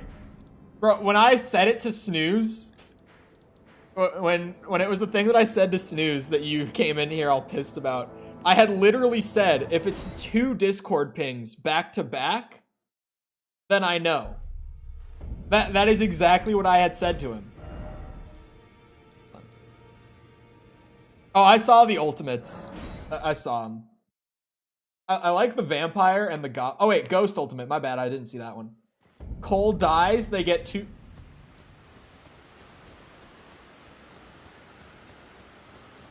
That's what Jessica meant. That's what it meant.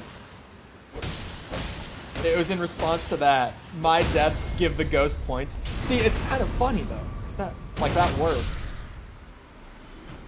That's more of a passive than an ultimate, but like that definitely works.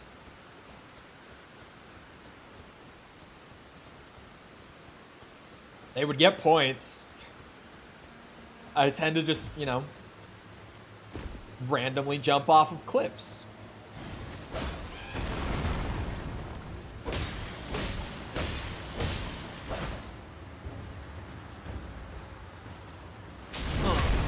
Ghosts are all about the passive.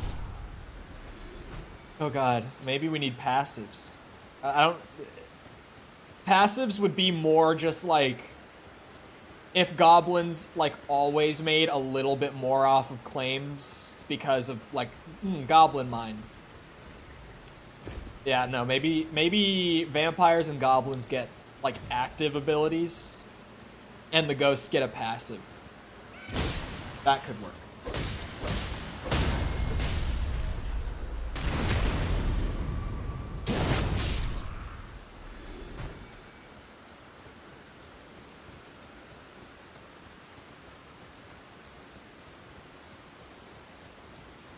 I could write that in too. Vampires gaining points when they attack. I like the idea, like as a passive, but then you start thinking like on a scale, like thinking in terms of if all the teams had like equal numbers of members, right? Like if ghosts didn't have significantly more members. And then the ghost passive is like when I die in game, they get like a small point bonus, but then vampires, it's just like every time one of the vampires attacks, they get the points back.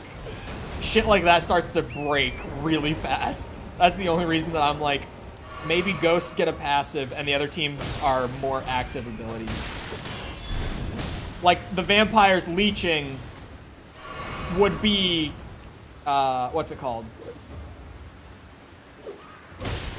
It would be on a larger cooldown than like the typical attack, right?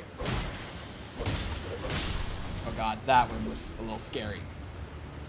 Brainstorm in faction chat. All the faction chats are separate. Maybe I should make like a, what can I call it? Like a mess hall or something where all the factions can, it's like a general chat just for the faction war, rather than having like the separate ones. Why you attack the little man? Because they give the second best runes in the game. That's why. That's why I'm always attacking the little dudes. They give 1100 a kill. That's not normal. The area where that boss just kicked my ass, the enemies there only drop like 100. If I ever need some extra currency, I go straight over there. That's why. Well, I took you for no man to lay out your own. Be something we can't control as a passive. Yeah, that's the only thing that I worry about with it, that I'm saying. Because I'm like, Yeah. If the other teams both have like passives on their attacks, then yeah, it is like those are passives that work, but then the ghosts by comparison have no control over when their passive comes into effect. How many is it? It's 2, 4, 6, so it's 12. I can't afford 12 yet. You know what? I'll just upgrade this to like +9 and I'll come back. They have a chance for attacks against them to be negated. I would have to look into that from like an implementation standpoint. Doing it within a chatbot limits me a lot in terms of how I can or can't actually implement it. There's another voice crack. It's all hard coding. It's not even hard coding. Like, if I were in like an actual game engine, doing that shit would be easy. I would have it in 5 minutes. I know exactly how to write code like that. I was a systems designer. But when I'm doing it within the limits of like a chat engine, it gets a little complicated. I'm a little more limited in terms of like what I can actually do writing with like a weird offshoot of CSV in a chatbot.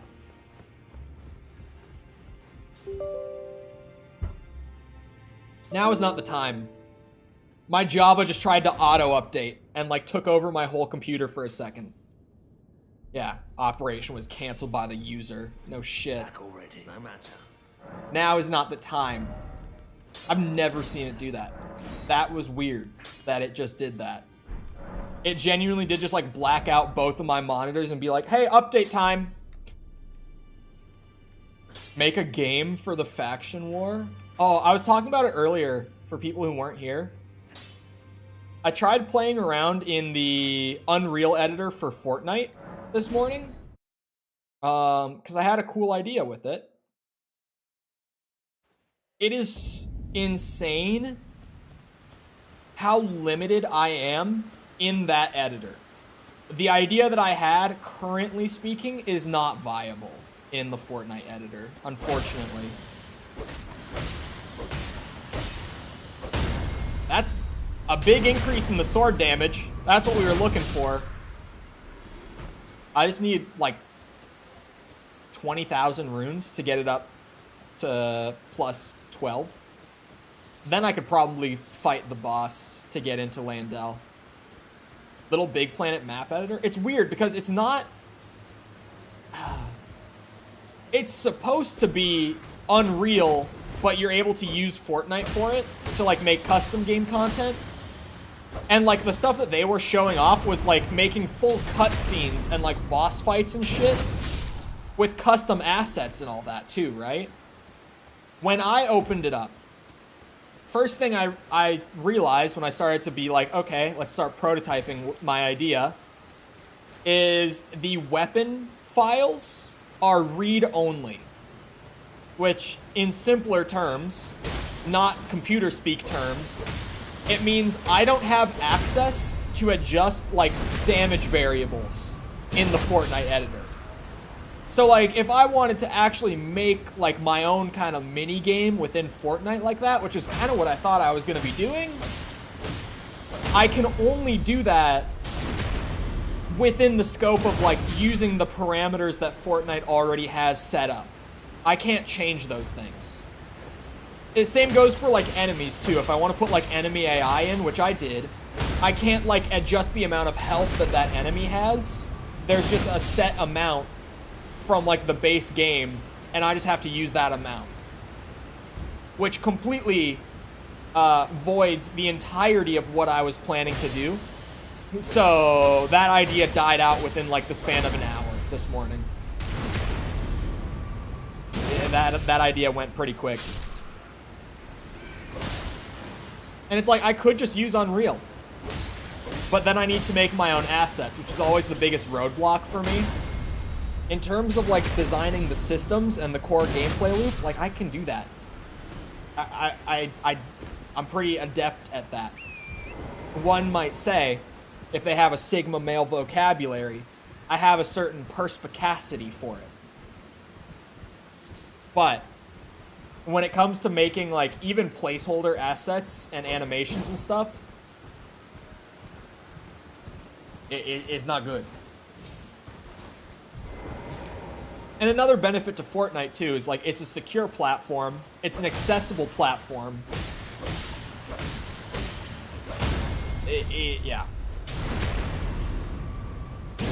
I know that the design doc that I was literally just going to put over to Fortnite and make within Fortnite as, like, a custom game would be a good time. That would be a really fun, like, mini game to make in that system. But as is, I'm pretty restricted in terms of what I can do with it. Which sucks. And hopefully with updates, they give creators a little more freedom. But, like, in the current state of it, at least from what I saw and understood, I don't even know if what they showed off in, like, that big, you know, like, Creative 2.0 trailer... well, it's possible. It just wouldn't be fun. Like, you could make it. It's just not actually going to be fun to play on the user end. Oh, God. Incoming. Which sucks. But that's the case. But, like, it's just the case, unfortunately. This should be enough. I'm going to want to upgrade the shield, too. I'll go up to 20k, just to get as many upgrades in as I can here. It's a pretty... like, this rune farm is slowing down in terms of me leveling up, getting up to, like, mid-60s here. But for farming smithing stone purchases and upgrades, this works. This is pretty quick, actually. Like, for the amount of effort I'm putting in, which isn't no effort to farm these out, it takes a few minutes. But considering how many upgrades I'm getting out of just, like, a 5-minute farm right here, I'll take this over, like, grinding the stones out in the mines area where the enemies have, like, a 5% chance to drop a stone. That's a lot better than doing that. Oh, sorry, I have to buy the stones first. So, yeah, I want 12 smithing stone 4s for the sword. And I would need 6 2s for the shield if I wanted to bring that up to +6. Which I do. Big stutter. There we go. And I really need to spend 10k. A lot. And 6 of these. Now we go get the upgrades, and then I'll see what I can get on the shield with the runes that I have on hand. What level am I exactly? 65. It said mid-60s, but I didn't know for sure. I was pretty spot on there, actually. Okay. Bring it up to +12. Bring that up to +6. I've got some leftover runes. The upgrades are like 750 a piece. And I only need to get a couple of smithing stone 3s for the, like, getting +7.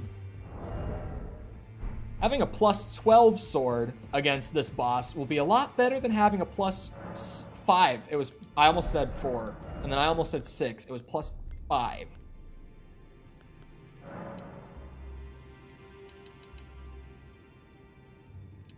No, just go for +7. That's all I'll be able to actually afford, like, stones and upgrades. But, like I said, that's a pretty good jump in effectiveness as a character. Like, if I go back to farm now on those little fellas, I probably don't even need to crit them. Let's test that, actually. That's a good, like, benchmark test. Also, while I'm loading and just getting in there, let me go look for smithing stone bell bearing 3. That gets you the 5s and 6s. Yeah, it's in the mountaintops. I saw it off the Google one, like the Google, like, text blurb. It's in the mountaintops. I can't get it yet. I was like, if I can get it and get the sword up to, like, +15, Or sorry, no, plus 18. I would. And I'm sure I could farm. I still, damn. I could farm 5s and 6s in like the Altus Plateau region. I think. But considering I haven't found a single one, I doubt it. I have 2 Sacred Tears. I went and got them, and then I forgot to upgrade the flasks. Common Chole move right there. I'm slightly disappointed that I'm not able to kill them without the stagger. I'm gonna get 1 level while I'm here. I've already started. I'll just get myself like, what's it, 25k? Yeah, 25. I'll grab myself 1 level so that I can feel justified about being here. I wasn't paying attention to my sword upgrades either. I wonder if any of the scaling got upgraded on it, on top of just raw damage. Oh yeah, the faith scaling went up to C. Very good. We take those. We absolutely take those, because I've been scaling the faith just for the damage.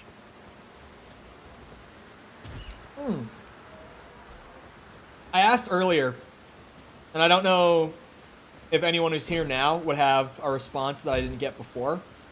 Does anyone know of good or just better like healing incantations? Or maybe even like defensive buff incants? I have Golden Vow on the sword. So don't say Golden Vow, I'm using the Ash version on the sword already. But like any sort of like buffs or heals for incantations that anyone recommends. Because I don't really know those sorts of incants. I've never played a build like this. And I didn't do wiki research ahead of time. Just dump all points into health. I could. I do plan on going up to 60, and I'm only at 30. But I want to bring my damage up a little bit, because this sword is pretty flimsy. And because of my skill issue, staying alive longer is great, but killing the enemy faster tends to be a better alternative for me. Just because the longer that the fight goes on, the more mistakes I'm gonna make, because I'm just not good at Soulsborne games despite the amount of playtime I have in them. Erd Tree heal. I will look into that. Because that does sound like a better version of heal. Because this shit, the heal incant, doesn't heal like anything. It heals like 1/10 of my health bar at 30 vigor. It's absolutely nothing on the heal. Ooh. Ow. Ow. 4 more levels till perfection. Yes, sir. Ah! That man had the golden eyes. That's a solid 5k right there.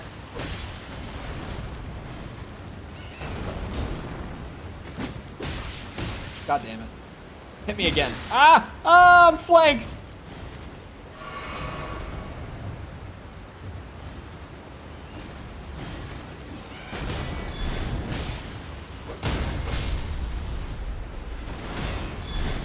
Get it, bitch! I love how much poise damage the guard counter deals. Is that all guard counters? Someone answered this to me already. But do guard counters just always deal that much poise? Or is it like based on my weapon? I know it's not going to be based on talismans. I don't have... I should be looking into better talismans as well. This is what happens when I don't like research the build ahead of time and like map it out for myself. Is I kind of realize as I go that I'm missing things that I should probably have. Like I have a talisman pouch open right now that I'm just not using. I feel like ghosts and goblins are starting to stalemate. You just wait, brother. The revolution is coming.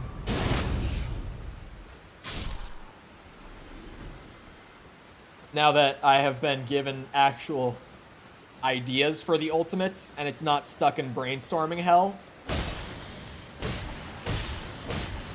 Really the big one I was stuck on was, actually the only one I had thought of previously was vampires. I couldn't come up with a good one for goblins or,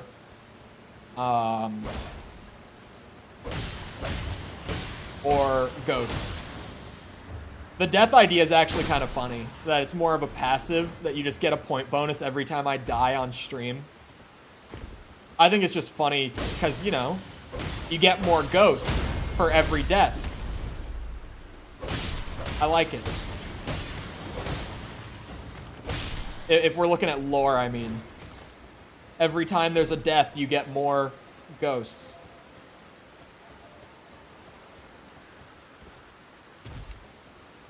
The way you constantly blow exchange anyway, Radigan scores. I'm looking for the stuff that's gonna carry me all the way through, Jacob. Every time I do a build, you bitches are all like, Radigan score seal. It's in Kaled, just go grab it. No. If I'm gonna swap it out, there's no point in using it now. The Ultimates was one of them. Yes, the Ultimate was a good idea. I like the Vampire one is definitely the most entertaining. The real thing is I'm gonna have to figure out how to weigh out the damages on both of those. I'll run the numbers through like Excel or something. That's what I do when I do systems design stuff. Like calculators are great, but when you're trying to run like a theoretical sample size through, that's when you open up Excel. I think I can kick his ass. I think I can kick his ass now. I should look at Erdtree heal actually. Elden Ring. Erdtree heal. What are you? Oh, it's up at the Forge of Giants.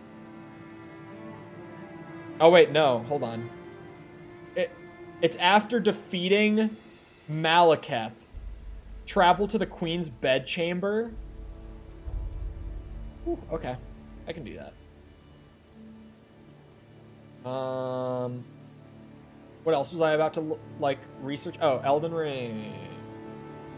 Talismans. This will just have, like, a drop table or something. Yeah, like a list. Here we go. I keep forgetting to do this so that you guys aren't just staring at the game where nothing is happening. Ooh, Blessed Dew might be solid. Because it's like a healer tank hybrid build, right? It's golden, so it fits the aesthetic. Restores HP passively. It's not a great talisman, restoring 2 HP a second. But it fits the theme. I kind of like it. I like the idea. I'll open a tab of that. Erdtree's Favor? That's kind of shit. Like, it fits the theme, but it's even less useful than this. It would actually... Maybe the +2 would be, like, a substantial enough amount to be good. Travel to the Queen's bedchamber? I can do that. At least someone picked up on it. It's rough out here, man. Even when I say some funny shit, no one... It's because I don't emphasize well when I'm actually being funny. So I just say it the way I would say literally anything else, and it goes over everyone's head. It's rough out here. Man, I would really have to look for a while. But what's this Blessed Dew talisman all about? And where would I find it? That's more the question. Lane-Dell? It's guarded by a golem west of the Divine Bridge. Interesting. Oh, I didn't mean to... There we go. At least someone gets it. What was this? Erdtree's Favor? Where is this shit? Oh, wow. Oh, wow. Okay, wait. It's not even... I thought it would be like it increases your vigor and your endurance when I read it. But no, it's actually a percent-based buff. Chatters. When it comes to systems and builds, let it be known, if you did not know already, percent-based buffs are some of the best things you can get, okay? If you can take one thing away from stream today, knowing that piece of knowledge will make you a better gamer. I'm telling you, percent-based buffs are what you always want. The 4% buff is nothing. 10% stamina buff on a shield build That might be something. Where's the +2? Inlane Dell! That's not even that late in the game! Yeah, that's what I was saying, was I was just gonna go straight for the +2. 8% equip load on a build where I also want to be wearing some heavy defense armor? I mean, come on. This might, like, I thought this wouldn't be very good. This might be a strong pick, though. I'm just saying, that might be a good one. What else we got? What else can we look at here? I'm looking at things that, like, jump out to me. Raises equip load, we don't need it. We got Erdtree's favor for that. Radigan's, get that shit out of here. Get it out of here. What else we got? Boosts holy damage. Negation. Shit. I didn't read the last word. Ignore me. Guard counters, right? Where's the guard counter one? Here it is. Curved sword. It's Ashen Landell? Oh, yeah, I think it might have said that. Anyway. Oh, shit. I went past the... Stormvale Cliffside. Oh, shit. I can grab that right now. 20% buff. Only guard counters, but... Good. I could grab that right now, but I don't know if we need it. I'm, like, reading every single effect I can possibly get right now. I'm not seeing a whole lot. Oh, bull goats might be fun. Raising my poise by 33% might actually be huge. Again, it's a hybrid of a healer and a tank, right? So buffing my poise by 33% and reducing... Wait, no, these are two different effects. Which one is it? Fextra. What is it? Does it raise my poise by 33% or does it reduce poise damage taken by 25?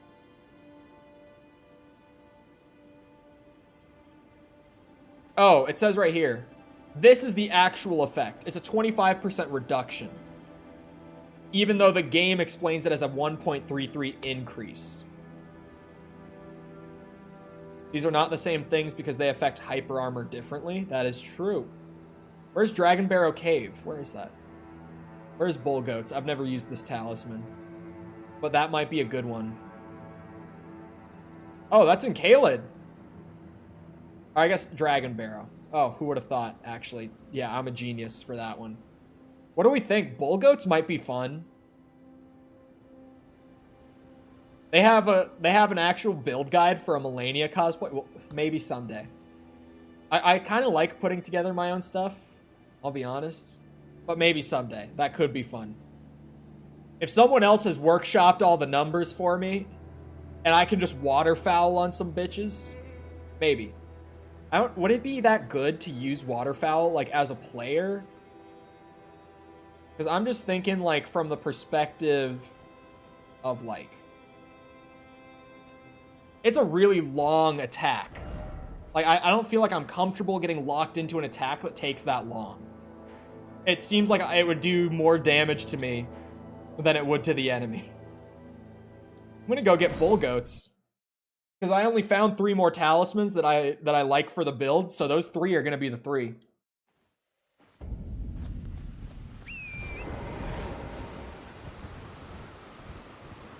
I can't believe it took me until, what, level 66? To all of a sudden be like, oh wait, I should look at what talismans I should use on this build. Like, who would have thunk, Cole, that you should use talismans?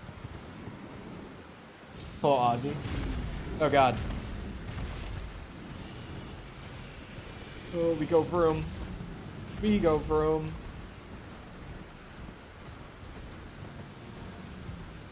I kind of figured waterfowl might not be good, but it could be fun. Because let's be real, so far, like, unless I get some crazy turnaround, this build has not been great. Oh, Dragon Crest Great Shield? Explain the effect to me, because I've heard of that one before. I know that's a pretty popular one.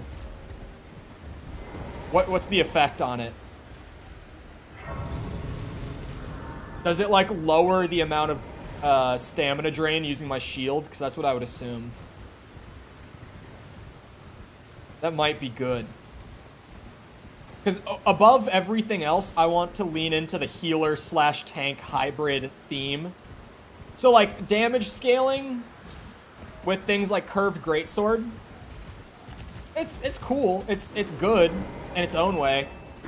But I want to lean into, like, the faith tank-based stuff a little more.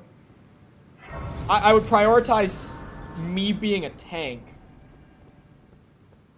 over, me dealing damage with the equipment that I have, you know, if that makes sense. Just a really strong defensive stat boost. I might look into it. I managed to scroll past it, but maybe that would be good. Like, I can get my damage buffs from things like Golden Vow and all that. Oh, yeah, fuck that. See ya, bitch. I'm out. I changed my mind. Why are there deer back here? Bambi!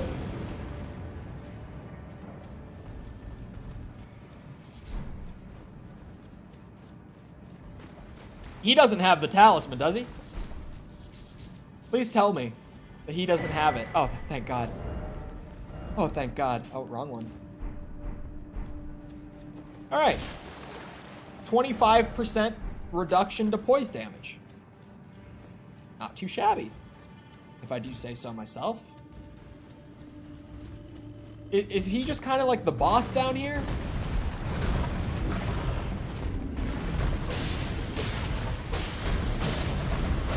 I'm slicing your nuts. At least I'm imagining that they're there. Ow. Oh my God. Nope. We out. Nope. Nope. Out. Out. Out. Out. Out. Nothing to do with you. No. No, sir. Okay, I have to go like back outside the boundary. Unless you aren't... sorry, if you aren't wearing anti-poise armor... Poise Talisman doesn't have that big of an impact. We're going to be getting better armor. I'll probably have to look at that off stream because that's a lot to, like, weigh my options on. Dragon Crest Great Shield. Where is this? Oh, brother, it's in the Halig tree. Whoa, Nelly. Whoa, Nelly. Why would you purposely screw with a rune bear? Bro, I thought I could handle it. I thought I was big enough, tough enough. I could look at armor right now, but I would rather get our friend guarding Lane Dell dealt with. That would be a good way to end over just looking at armor on the wiki, but not actually grabbing it. Rune bears are super easy. Because, like, I'm going to have raised equip load, too. And I'm pumping my endurance on this build. I do want to stay medium load.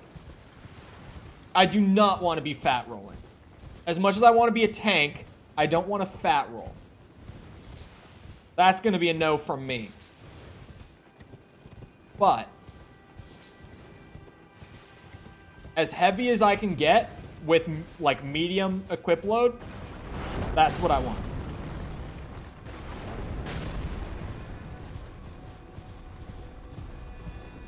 Just use Bull Goat? I'm gonna use both. Like, if I can get, you know, I don't take poise, or anywhere near as much poise damage, that is, and I don't take anywhere near as much physical damage, those two together, I only need medium load with those two together. I forgot to Golden Vow. That's my bad. Maybe I can get it in right here. See? Oh, God. It was worth it.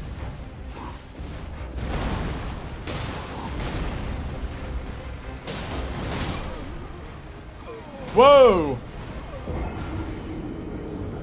Run the equip load. That was why I was looking into whatever that one was that was gonna raise equip load by 8% and stamina by 10%. A shield-based tanky build, that sounds perfect. Like 4% HP is negligible, but those effects, those two, he takes like no damage. Bro, I actually, like, I went and upgraded my sword from +5 to +12, and it did like double my damage output. He still takes like no damage. We've found the downside of the Paladin build, everyone. If you play like me, this is not the build for you. Remember what I was just saying about like killing enemies faster is better than staying alive because I have a skill issue? If you're like me, this is not your build. This won't be it.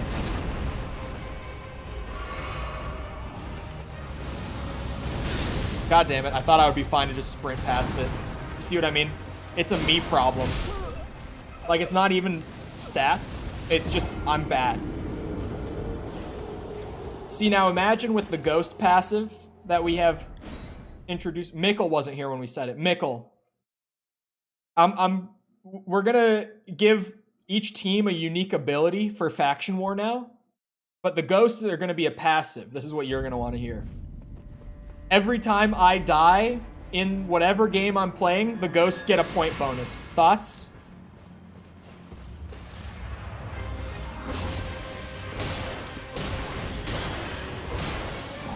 Thoughts? I think Mikkel will like this one. The ghosts will be crying out for daily Elden Ring streams. What's the point bonus? I was gonna say, or I was saying earlier, I need to go in and like run the numbers in like Excel or something. For all three of the abilities, goblins are just gonna have like a new command that's an extra heavy attack. And what's it?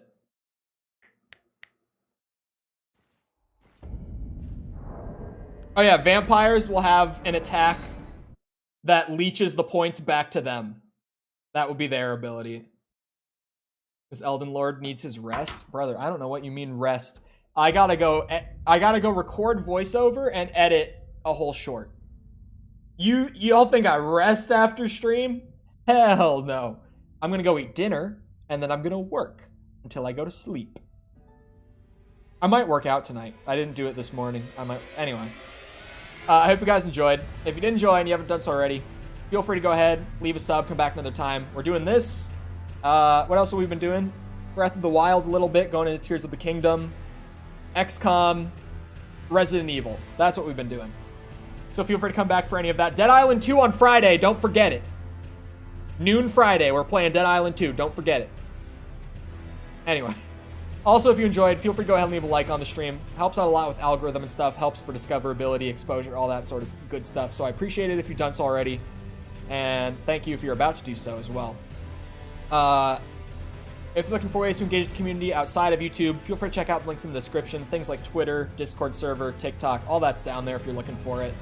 Other than that, though, once again, I hope you guys enjoyed. I'll be back here next time. I hope you all have a great day. Thank you for coming to the stream, and goodbye.